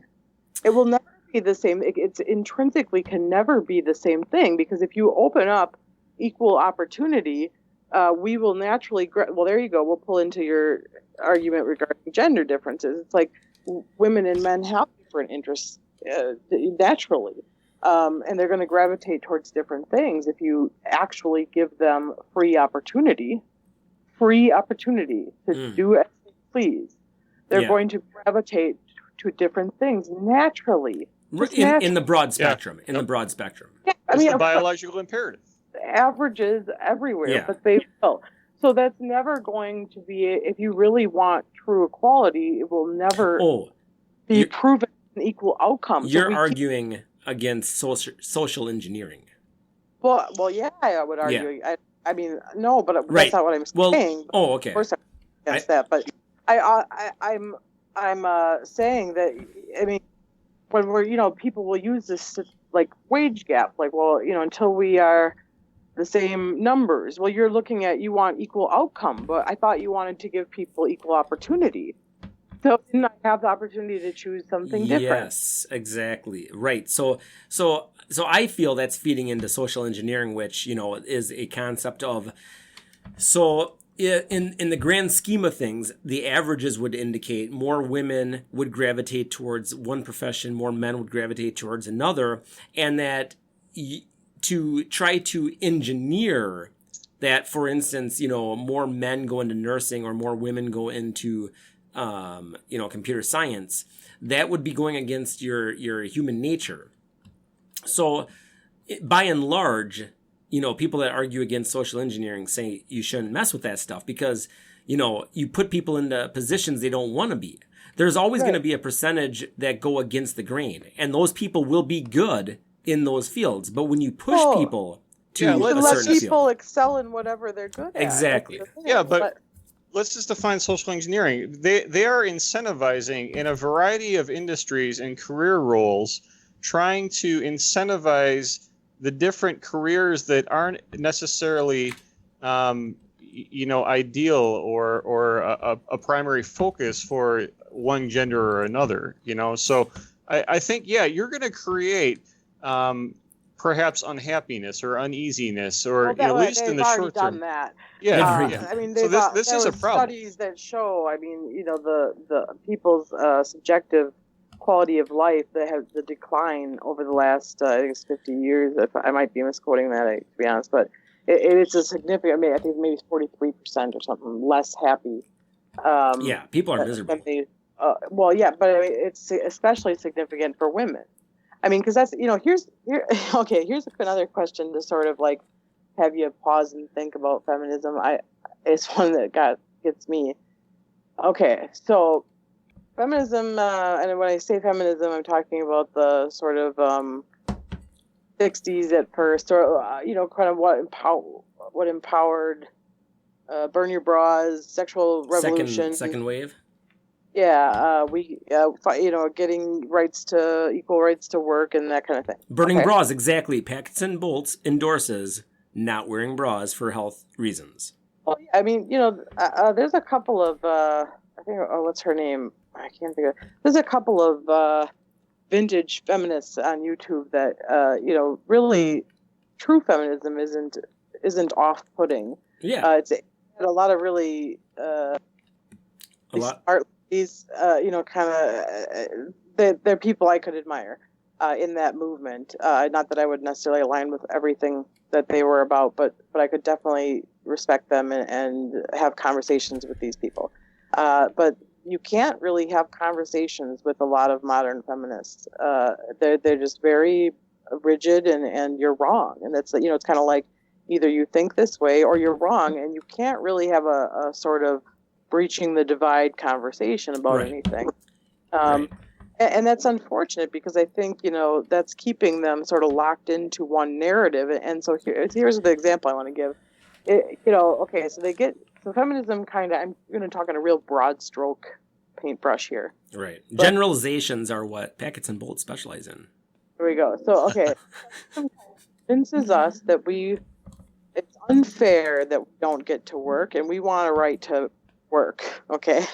So we don't want to be seen. I'm sick of being barefoot and pregnant in the kitchen, and I want to go out and work. And so we fought for it, and we got right to work, and we get a bunch of other rights come after that. Yada yada. We're moving fast forward to the future, and now, I'm empowered woman. I get my paycheck. I use it to pay my big old care bill while I send my child off to be raised by a very underqualified individual. Mm. And I fight for that, by the way. Okay. But, I mean, it's like, who's better to raise your child than you? Right. Why would you want somebody else to do that? But the thing is, they convince you that the worthy place to be is in the workforce. Well, yeah. Yeah, and they make you feel bad about yourself if you don't. Yeah. That's right. And let's talk about the guys. Also a consumerism piece in this, because you can't also afford to not both be in the workforce now. So this is also, there's a pressure to do this as well, to be in the workforce in many different ways. And never mind, too, women make 70% of the consumer purchase decisions too, by the way, in this country. So they have a lot of incentive to earn money, because they have a lot of pressures to maintain certain consumer living standards. Yeah. Well, guys, the whole thing about the women fighting for the equal work. Guys that work in the home or, or homemakers or whatever, that was an original. So one of the original things of first wave feminism, and I believe second wave also included this, was that they wanted to it was not just a woman's movement. It was also recognizing that guys had been marginalized in childcare and things like that. And they were trying to say that women should be able to do this while guys can do this. Now, third and fourth wave feminism seem to have forgotten any segment of men in the equation. And it's all about, well, actually, I was going to say, do you think feminism is a victim of its own success? Because the newer generations, third and fourth wave, have to fight about something, and they don't have what they used to, which was, back in the old days, a lot of grievances. They had a lot of them, especially with our Puritan culture. Hold on. But, hold on. So men... There's this interesting thing about men that are like stay-at-home dads. As much as we want to say we are in favor of equality, and again, what defines equality? It's kind of morphed into both men and women working like full-time jobs. When really true equality back from the early 1900s, true equality would mean a man and woman worked 20 hours a week each. But now we have to have two income full-time parents to make the kind of living that, well, we could go into the excesses of our culture and we don't need to make as much as we think we do. But the point is, both people are working full time, especially when you're looking at the lower income levels. You need two people to make normal wage. So equality would have been working half time in theory, but whatever. That's a different conversation. Anyways, so here's the thing. Women still, by and large, the majority, do not go for a stay-at-home dad. They're not interested. It doesn't tickle their fancy. So what's that? What's going on there? They can't even respect it. But not just that. But what about the stay-at-home dads that what's the stigma about them? I mean, let's face it, there's still people looking down their noses saying that you're letting the woman go out and work the full-time job and you're sitting at home, and what's wrong with you, lazy bum? Like I've said to say that. But there are people that think that way. Exactly. And why isn't the new feminist movement considering why are we treating men like that way, or why are we looking down at men who do that? No, really the only focus is on the women and going out and getting the job. So we've lost, like you said, the scope of both genders and trying to find solutions to how to equalize opportunities and outcomes for both men and women versus now they're just looking at women. Exactly. Is feminism a victim of its own success? It got everything it needed in the original wave, right? Well, okay, not everything, probably the second wave, because women need to vote, right? I mean, I don't know, but wait. Before we go into women getting suffrage, which is a major achievement, let's not forget, not every man could vote. Not every white man could vote. Who were the original people allowed to vote in America? The wealthy landholding white people, not all white people. So men did not have equality, and I don't even know when that. Actually, I don't even know when that changed. I mean, I don't know, Mongoose. Do you know? Do you know when that changed? Oh, I'd be guessing. Yeah, but a long time ago. So history doesn't talk about that. Now, for whatever that's worth. But women's suffrage was a big deal. Now, and it was. I'm not saying it's not. I'm just saying poor white guys being able to vote was also a big deal. But no one cares, right? It's just like no one cares when a guy gets killed. Now, Clara, you and I have had conversations about this. Men commit suicide at a higher rate than women. And the news stories, well, I will give the news agencies credit. They actually say men commit suicide at a frequent rate. But the stories are actually twisted to say, but women suicide is rising faster than men's. So they pivot. They say, yes, more men die all the time from suicide, but the fastest growing group of suicides is women. So what's up with that? I had to check out of the conversation. You guys kind of went off into la la land for me. So explain. I mean, I think you guys are sort of illustrating the whole point and problem with all of this right now, which is that you can fractal off into a eternity going arguing back and forth about what about this, what about that, what about this, and that is the point. So I can't even hardly expend any more energy doing that because I feel it's very wasted. I think that the bigger point is looking at what is this doing to us, and do we want this? And so what is the net effect? And that's spoken to in this article, which is that men and women aren't getting together anymore. I mean, the plastic doll, it's less fuss. It's less fuss to go pay for sex with a plastic doll. Oh, shit, help me. Than worry about whether I'm doing something sexually inappropriate, and because also, especially, we are making it very scary to break these rules. Not only does nobody know what the rules are, but it's very easy to be accused. Huge implications when you are, and it often has a very low amount of evidence that you need. And in fact, everyone needs to pay attention to this right now, because the legislation for this to be snuck in is to give a victim more or equal, in fact, in some ways more rights than the accused. This is violating due process, which is something that is going on all over the place right now. Okay, so for example, you have somebody who, if I am alleging that somebody has sexually assaulted me, okay, I have already, there's all kinds of, there's already statutes in place in Wisconsin to protect victims' rights. These already exist. The one that they are, in fact, adding in does a lot of additional things to restrict the accused person's rights. Like, for example, your attorney doesn't have the right to question the person making the accusation. What? Nobody, you and no one acting on your behalf has the right to question the victim. Unless it's in trial. Well, yeah. I mean, there's cross-examination. Right. I'm saying in an investigation, for example, if you are accused of this and are trying to prove your innocence, you cannot get access to the victims.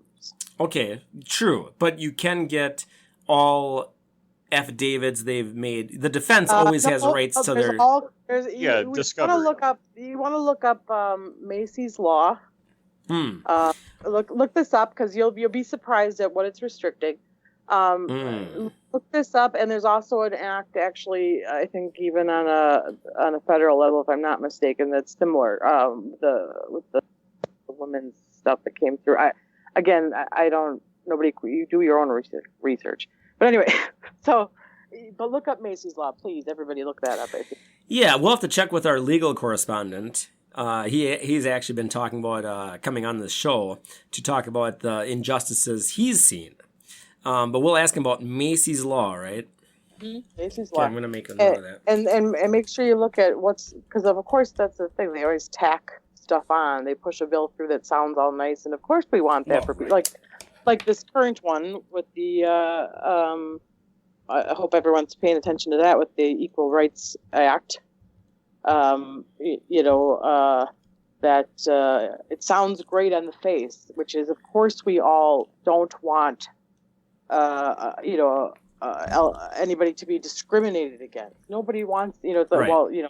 There's some douches out there, yes, but I mean, most people are decent people. They don't want people. Yeah, of course, I don't want a homosexual to not get a job just because he's a homosexual. That's Right. terrible. Who wants that? Like, that's not. We don't want those people around. Yeah, it's like, just what- divisive politics. You're trying to Right. incite emotion. Too many people are emotional about all these issues. Right, but so anyway, I mean, the bill sounds good, so of course people will support Yeah, it. But Patriot the thing Act. is, but the thing is, exactly. Yeah, But what bullshit. shoved onto that is this stuff regarding, the gender stuff, and there's a lot of stuff on there attached. There's implications Yeah. regarding taking guns away from anybody accused of a domestic violence-related offense. Yeah, well, Now- that's a complicated issue. That's a whole topic. It is a big topic, but I mean, if you know anything about, you can't actually be charged with domestic violence. Domestic violence is an enhancer statute in Wisconsin, so it gets tacked on to other charges. So, like, if Yeah. you have a battery, a disorderly conduct, criminal damage to property, any of those are the actual crime, and then the enhancer is domestic abuse assessment, it's called. Each one of those counts, by the way, is $250.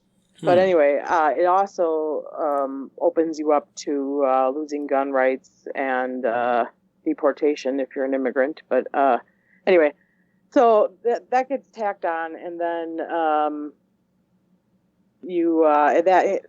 what under what circumstances does that get tacked on? It gets tacked on. It can be anybody you live with, anybody you used to live with. Yeah, that's weird. I didn't know it was anyone you used to live with. I mean, that could be it. Oh, no, that you used to be married to. I'm sorry. Okay. So an ex-wife, okay, but not so an ex-girlfriend, right? We'll have to ask our law correspondent. I'll have to look that one up. But I mean, it's like I know it's current or former spouse. It can be a roommate. It doesn't have to even be a relative or anything. Mongoose, didn't you have a roommate that used to piss down the heating vent? Dude, that guy was fucking nuts, and he tried to poison me. So would that be if he assaulted you? Would that be domestic abuse? We should find out. What? That's a good question. That never happened for the record, but if Mongoose called the cops and reported a problem with vent pisser with his roommate, the cops nowadays would in fact come and they would charge him with disorderly conduct. Well, yeah. Well, he did put Drano in his mouthwash, so he probably should have gone to jail. Okay, the difference is Mongoose have called because we didn't call the police like little hall monitors all the time for every little thing that people right do. Yes, let's make a point of that. I've just got to talk out. I've got to speak out, and I'm not even the victim of this assassination.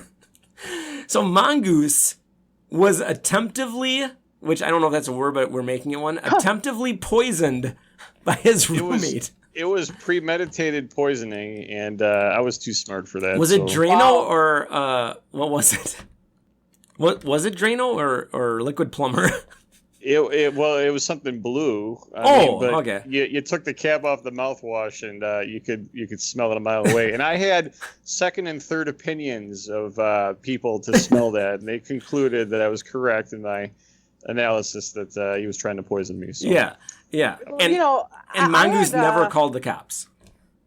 Right. Well, I had you remember my crazy roommate experience with the... she was interesting. Yes. You know what? I don't know. But the point is, there's a lot of fucked up shit. And, whether it's your roommate trying to poison you or, whatever. I guess the question is there any solution to this other than growing up and learning how to talk to each other? Like on a personal one-on-one basis? Ultimately, we need to start growing together again instead of apart. I mean, what I've heard, Clara Grace, is ultimately that we're not growing together as men and women anymore, and that's creating a divide, and that's creating these misunderstandings. That's an awful big part of it, yeah. And that has a lot of big consequences too, because you look at the people are having a really hard time figuring out how to make relationships work. They don't know what it takes. It's all about being happy. That's not reality, It's like but they have unrealistic expectations, but that's a side note. It's also oh man, there's just so much.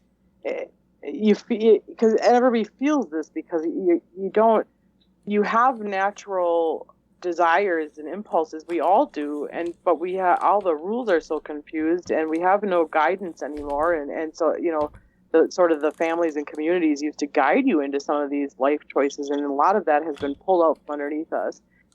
It gets a lot. It's very very dire situation for our young people. The divorce rate's still at 50%, or is up to now, or whatever. And I had seen a statistic. I think it was yesterday. I was online. That 40% of kids now are born into a single parent home. Yeah. And that's a huge number. And on top of that, then considering how high the divorce rate is, you have at least half the children in this country without both their parents in the picture. And if people don't realize what a big deal that is by now, I mean, that's another unplugged moment, and just use your common sense for a second, because you need both male and female influence. It's not one is better than the other. We need to stop fighting. I mean, you need them both. That's really important. I mean, this is indisputable science. That is important to the wholesome development. So, I mean, cutting one, and that's what's also happening, is men are being cut out of the conversation. You're not allowed to object because you're being a misogynist or whatever. You're not allowed to object. I'm not even allowed to object, or I have internalized this really sick. Yeah, and the not being allowed to object is only one part of it. So I always think that the best outcomes are with two parents of different, perspectives, and male female is like the biggest, perspective difference of them all, right? So what are we supposed to do when I've got to be honest. Recent history, men have been given more of an equal leveling on the court. So it starts with 50-50 now, unless there's some reason that you can't. But in terms of that single that's not parent, everywhere. That's not. Well, everywhere. maybe not. But Wisconsin was a really bad state for. I mean, it might still be. But it's better than it was. Yeah, we better not get into that. It's better than it was when I got my divorce. So when I got my divorce, you had to fight for 50-50. And a few years after that, 50-50 was the standard. So I'm just saying, at least Wisconsin has moved forward that way. But I don't think society gives enough value to men raising kids. No, they don't. But that's part of the part of the message, because we're men are out of the picture right now, and that's where I'm trying to say, like, look at what's happening. We are cutting them out of the picture, and the boys are the children are really the ones that are suffering for this. But I mean, especially the boys, they are lost. They have, and that's being shown. I mean, you look at the numbers of and the correlation. If a boy raised in a single parent home is way more likely to get involved in crime, way more likely to use drugs and alcohol, way less likely to go on and have higher education. I mean, more risk of mental health issues. I mean, it's staggering. And so we know this, but we still don't support, and in fact, like, as a whole world, nation, community, support, and in fact demand that we are putting these kids into healthier dynamics, but we're so busy fighting amongst each other and hating each other. It's like the resentment back and forth. Like, where is this coming from? Like, we are a team. That's how it should be, right? So I don't know. I mean, do we have any? What? Do we have solutions? Is there a solution? Well, the solution is really, it has to be on an individual level to question, I think, where, what can you sort of do to raise up the interactions between us and that kind of thing. It's like, the answer, like, men are legitimately afraid to, like, even to flirt. They are. Regardless of, you go on that article was actually posted on social media, and I mean, the comments on that particular article, the thread, were, a few men had commented basically about their experience and how it's not worth the consequence, because they're afraid of So what was the response to that? Response to that is, just oh, that's nonsense. Okay. Oh, poor man, you finally have to take responsibility for your behavior. And just really sort of dismissing his concern in this and really invalidating him. Which is funny, because they really demand a lot of validating from others. But well, okay, so that's a funny statement that you say that they. The guy, okay, so I didn't read that. So, I mean, I would have to read this to verify it, but let's just say everything you said exactly. So if he said it's not worth the trouble, And I was just that was the summary. Okay, but I mean, there's a difference between if he's saying that it's not worth the trouble, or he's gotten shot down. So it's not that. I can find it really quick. Sure. But let me just go off. Well, it's one thing to get shot down. It's another thing to all of a sudden. Yeah. Right. But what I'm trying to say is, the thing, I've heard people say this and women get mad at them. If a guy says it's not worth the trouble to even try to flirt, if a woman yells at him about that, that's kind of going against their whole argument. If a guy chooses to withdraw from the flirting market, why is it a woman's problem?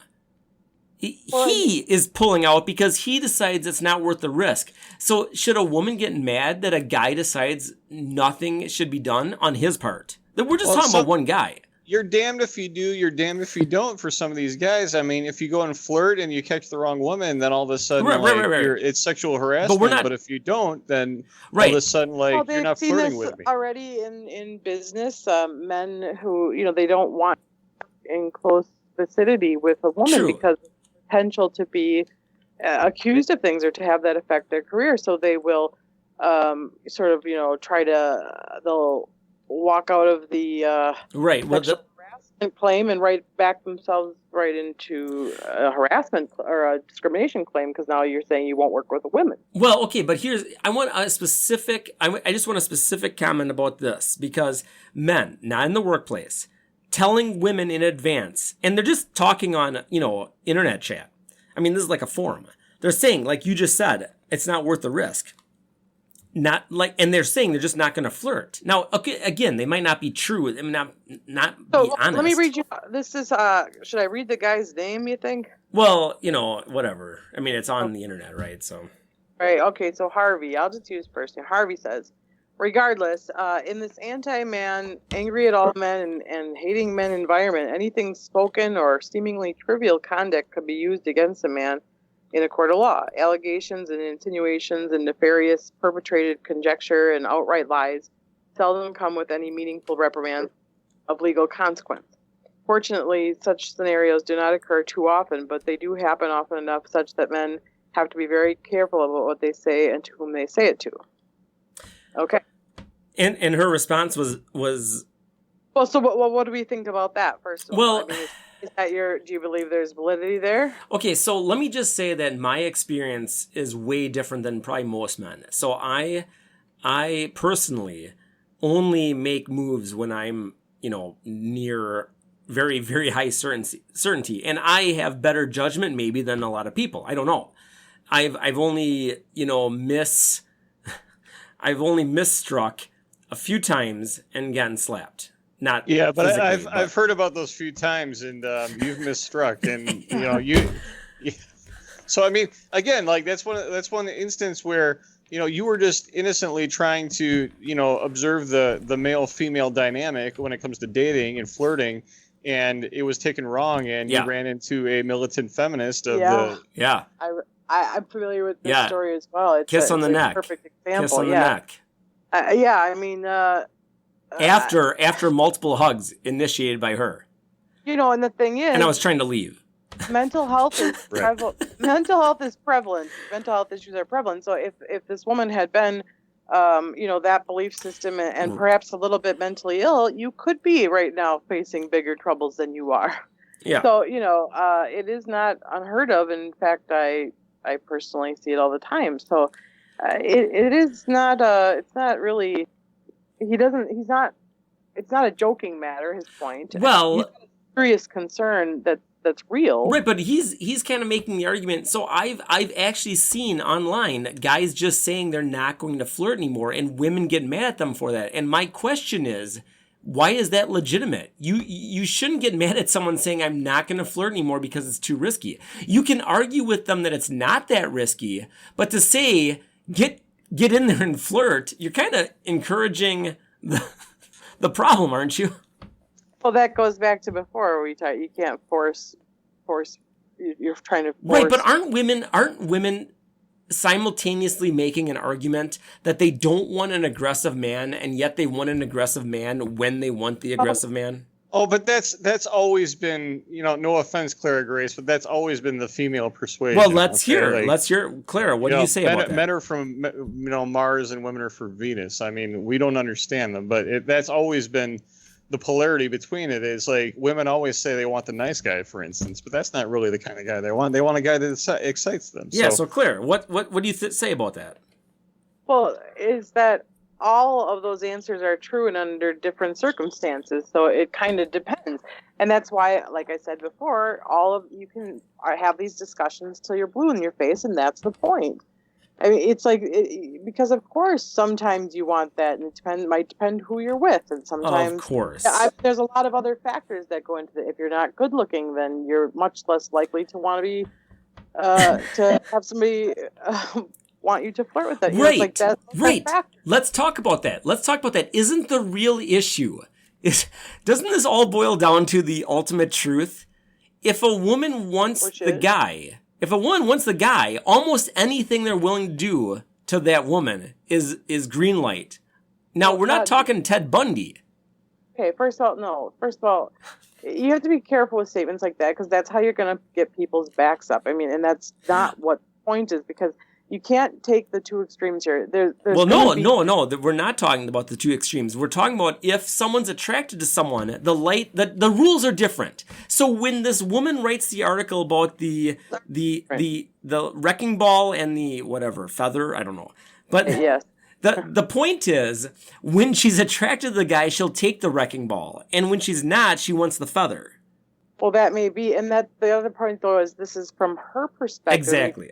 Say this to every person across the board. Exactly. I mean, so let me. One of the comments, in fact, on the thing was, well, because the author of this article says, oh, this comedian summed it up perfectly, the difference between these two, and right. The guy said, well, she summed it up perfectly as it pertains to her. Exactly. But it's like, that's not everybody. And we're not okay. So I think what I'm trying to do. I think this whole conversation, in terms of not just us in society, is really about.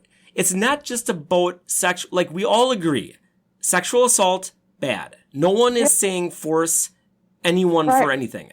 And they always sexual, that on. If you think, then you mean that. It's like, no. Exactly, right. So we're not, and Matt Damon got in trouble for saying, shouldn't we?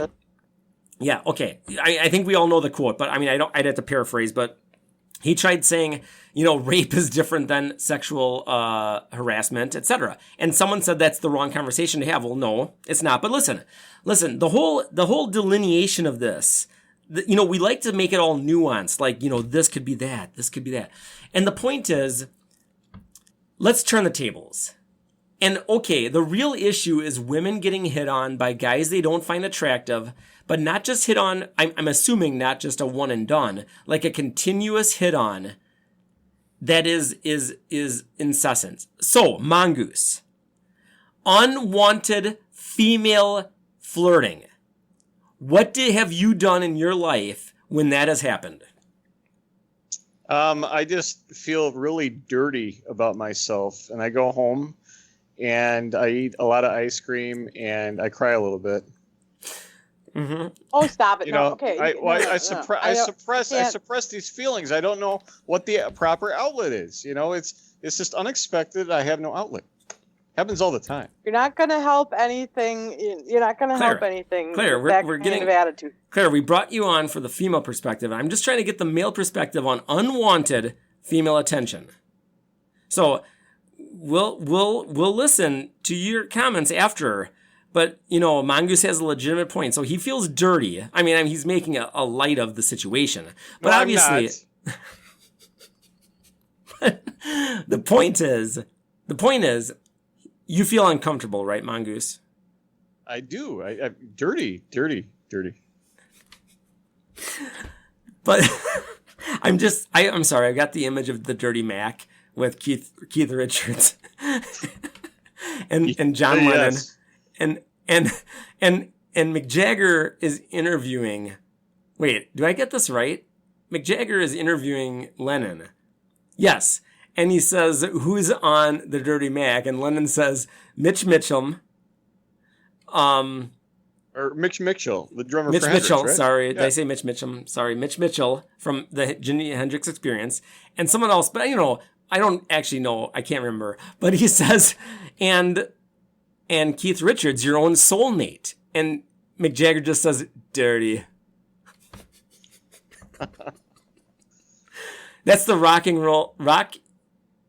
Rolling Stones Rock and Roll Circus. I highly recommend good it. Shit. Oh yeah, it is. It's great. If you want to see, the Who was the best performers of the thing. They came off a tour. This is a way tangent off of our discussion, but they came off tour in England, wherever the fuck they were touring in 60, whatever the fuck it was. And imagine how they felt with unwanted female advances. I'm sure they had a lot. They got a lot. I mean, they were beating the women off. But they were the top act. And remember, we're talking about the Stones, who headlined the whole thing. But the Who was fresh off a tour, and they brought it. They brought it. Anyways, I digress. Now, Mongoose, Muskrat, when dealing with unwanted female attention, I don't know what it's like for the females, and Clara will ask your opinion with unwanted male attention. But I, for one, feel very, I cannot turn, no guy I know, and I'm sure there's guys out there that don't care, no guy I know feels they can turn down a woman, like, bluntly. Like, I've seen women turn down guys, and they can be brutal. No guy I know, and I know a lot of guys, feels they can be that rude to a woman. Because we're afraid the woman's gonna feel bad, or get mad at us. Like, mad at us for being mad at them. So we always have to dance around the issue. Matter of fact, me personally, I pretend the flirting doesn't happen. That's what I do. That's my strategy. So Mongoose goes home and eats ice cream. And I just act like it's not happening. So Clara. We all have our ways of coping. But True. But Clara, what do you do with unwanted male attention? Well, again, it's like I kind of feel like I'm being sucked into the black hole of this conversation. Don't feel that way. Don't feel that way. The black hole has been discovered. It's not us. Yes. Remember the millimeter wave, the radio telescope technology. We can see the event horizon here. Okay, so focus and that's on the event horizon. It's like I mean, listen. Everybody has to use their own common sense. We're social. We interact with people. Right. That I can't answer that question because it's situation specific. I've had instances where you're able to laugh it off. I have instances where you have to be direct. I have instances where you can pretend you didn't pick up on it. I mean, it depends. And what do you feel? Context. So the fact that we're having these conversations and picking this apart to argue amongst each other. No. We don't want to argue. Distracting. No. Clara Grace. We're trying to get to the bottom of this. You guys, I just mean like this is right. But let's bring out the packets. Of what this narrative let's get down to packets and bolts here, okay? Let's go to where the rubber meets the road. How do you feel? Do you feel bad when you're hit on? I'm just talking about you. We're not talking about every woman's experience. We're not talking about just give a summary. Well, what does it make you feel like? That's the point. Why does my personal experience matter? It doesn't everybody matter. Has a different. I mean, it doesn't matter. And that's it's just your perspective. Somebody else shouldn't You're our have guest. to try to be a mind reader for my personal experience either. And we don't. I've had times where I normally feel guilty. I hate turning people down. There you go. But that's me. That's very specific to me and my personality. So I can't impose this on the rest of the world. Nor should I think everybody else should react to every same way. I mean, it's different. It's ridiculous that we try to mandate this. I think no, I don't. It's impossible. We're not mandating. That's why everybody. No, not you. I mean, that we try to legislate it. Is what I'm saying. Because how could you legislate that? It's impossible because everything is a contradiction. Which how many have we talked about in just this conversation alone? It's undefinable. The things that they supposedly have defined are undefinable. Even this article is a perfect example. So it's a trap. We're setting up traps. It's like Admiral Akbar. It's a trap. So well, it is. So yeah. I don't know. All I'm saying, Clara, is you feel guilty turning down guys. I personally feel guilty when you have to turn down any type of woman.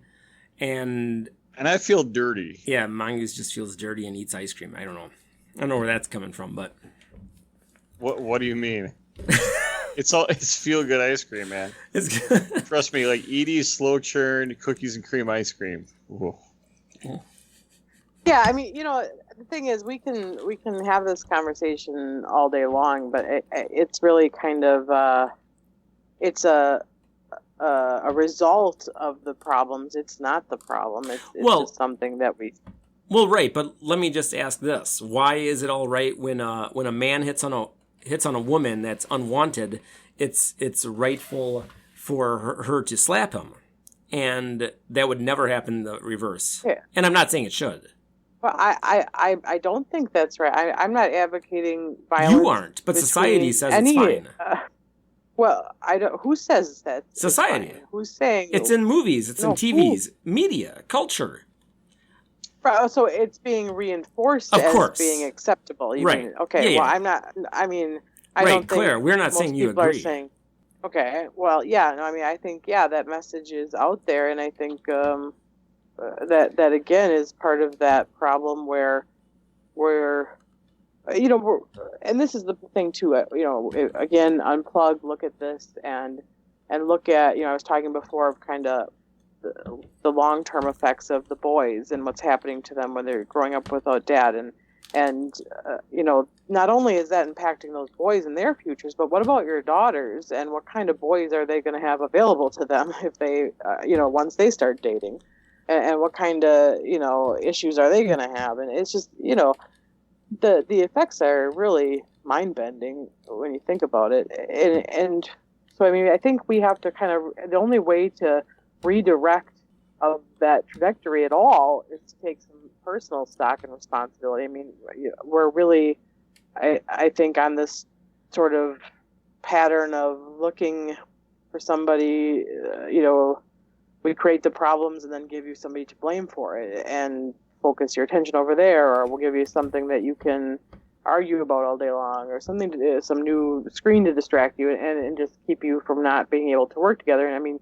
and it's working because look at all the chaos. Look at the chaos between, men and women can't even flirt or whatever, things that are natural and instinctive in us. We're trying to create rules for it. Nobody knows what they are. It's just really a mess. So, I mean, the chaos is happening everywhere, all around you. And what's the result of that? And that is to really sort of destroy the family and the structure of our societies and the future of these kids' lives. Yeah, and it's accountability, but it's not gender specific. It's not any one particular gender. I mean, the male influence may not be there, but there's oftentimes perhaps a female element in that problem. That's a big problem. A very actually intentionally underreported problem. In fact, the chaos that some of these children are growing up in with mentally ill mothers, the rates of some of the personality disorders in these women are astounding. You spend a little bit of time go follow like the. Go start researching some family court stuff or some father rights groups or something like that, you would just blow your mind at what is really going on under the dirty of those things. Yeah. So to summarize and let's just kind of review what we've learned today, okay? Like we need to be more accountable, for our families, for our kids, for ourselves, for our actions. We need to learn to come together as men and women to find and value each other's opinions and focus on solutions rather than problems, and determine how to create equal opportunities for both genders. I mean, would you say that's a fair assessment of what we've talked about today? That's pretty much. I think the only element there that I think is that, that the equal opportunity, I think everybody's on board with that, but be careful about this things with wordings, and also be careful that we're not trying to measure that out with outcomes, because it's never going to be the same thing. And there again, like for the last time, I guess, is also just to unplug from all of this dialogue for a second and use your own mind, because that's a really strong tool too, and just go, well, wait a second, does this make sense? Is this really, like, feminism is about the good, creating good things for women, empowering women, getting the best possible quality of life for women, and by proxy men as well, which they should anyway, equality and utopia, whatever. But, it's like, if that's our goal, we are going in the wrong direction here. So right, we need to have the courage of our convictions. And I think as more people start to listen to themselves and rely upon themselves more versus what they hear in the media and what they're hearing on social media, then I think that lends to an environment of positive argumentation and exchange of ideas that perhaps can save us from oblivion. What do you think, Muskrat? Yeah. well, I mean, that would be good. I mean, it's a good. I'm not sure anything can save us from oblivion, but the music does tell us that we're running out of time. But I like what Mongoose was saying, and Packets and Bolts always endorses coming together, because we really need to come together. Okay, so that's about all of the time that we have here on April 12th, 2019, for this episode of Packets and Bolts, which is Gender Splendor. And remember, keep packing those bolts. And until next time, yes, Mongoose. And special thanks to our special guest, Clara Grace. Clara Grace, A Modicum of Grace. Always a pleasure. Come back soon. Thank you, Mr. Goose, Mr. Rat. Until next time, remember, packetsandbolts@gmail.com. See ya.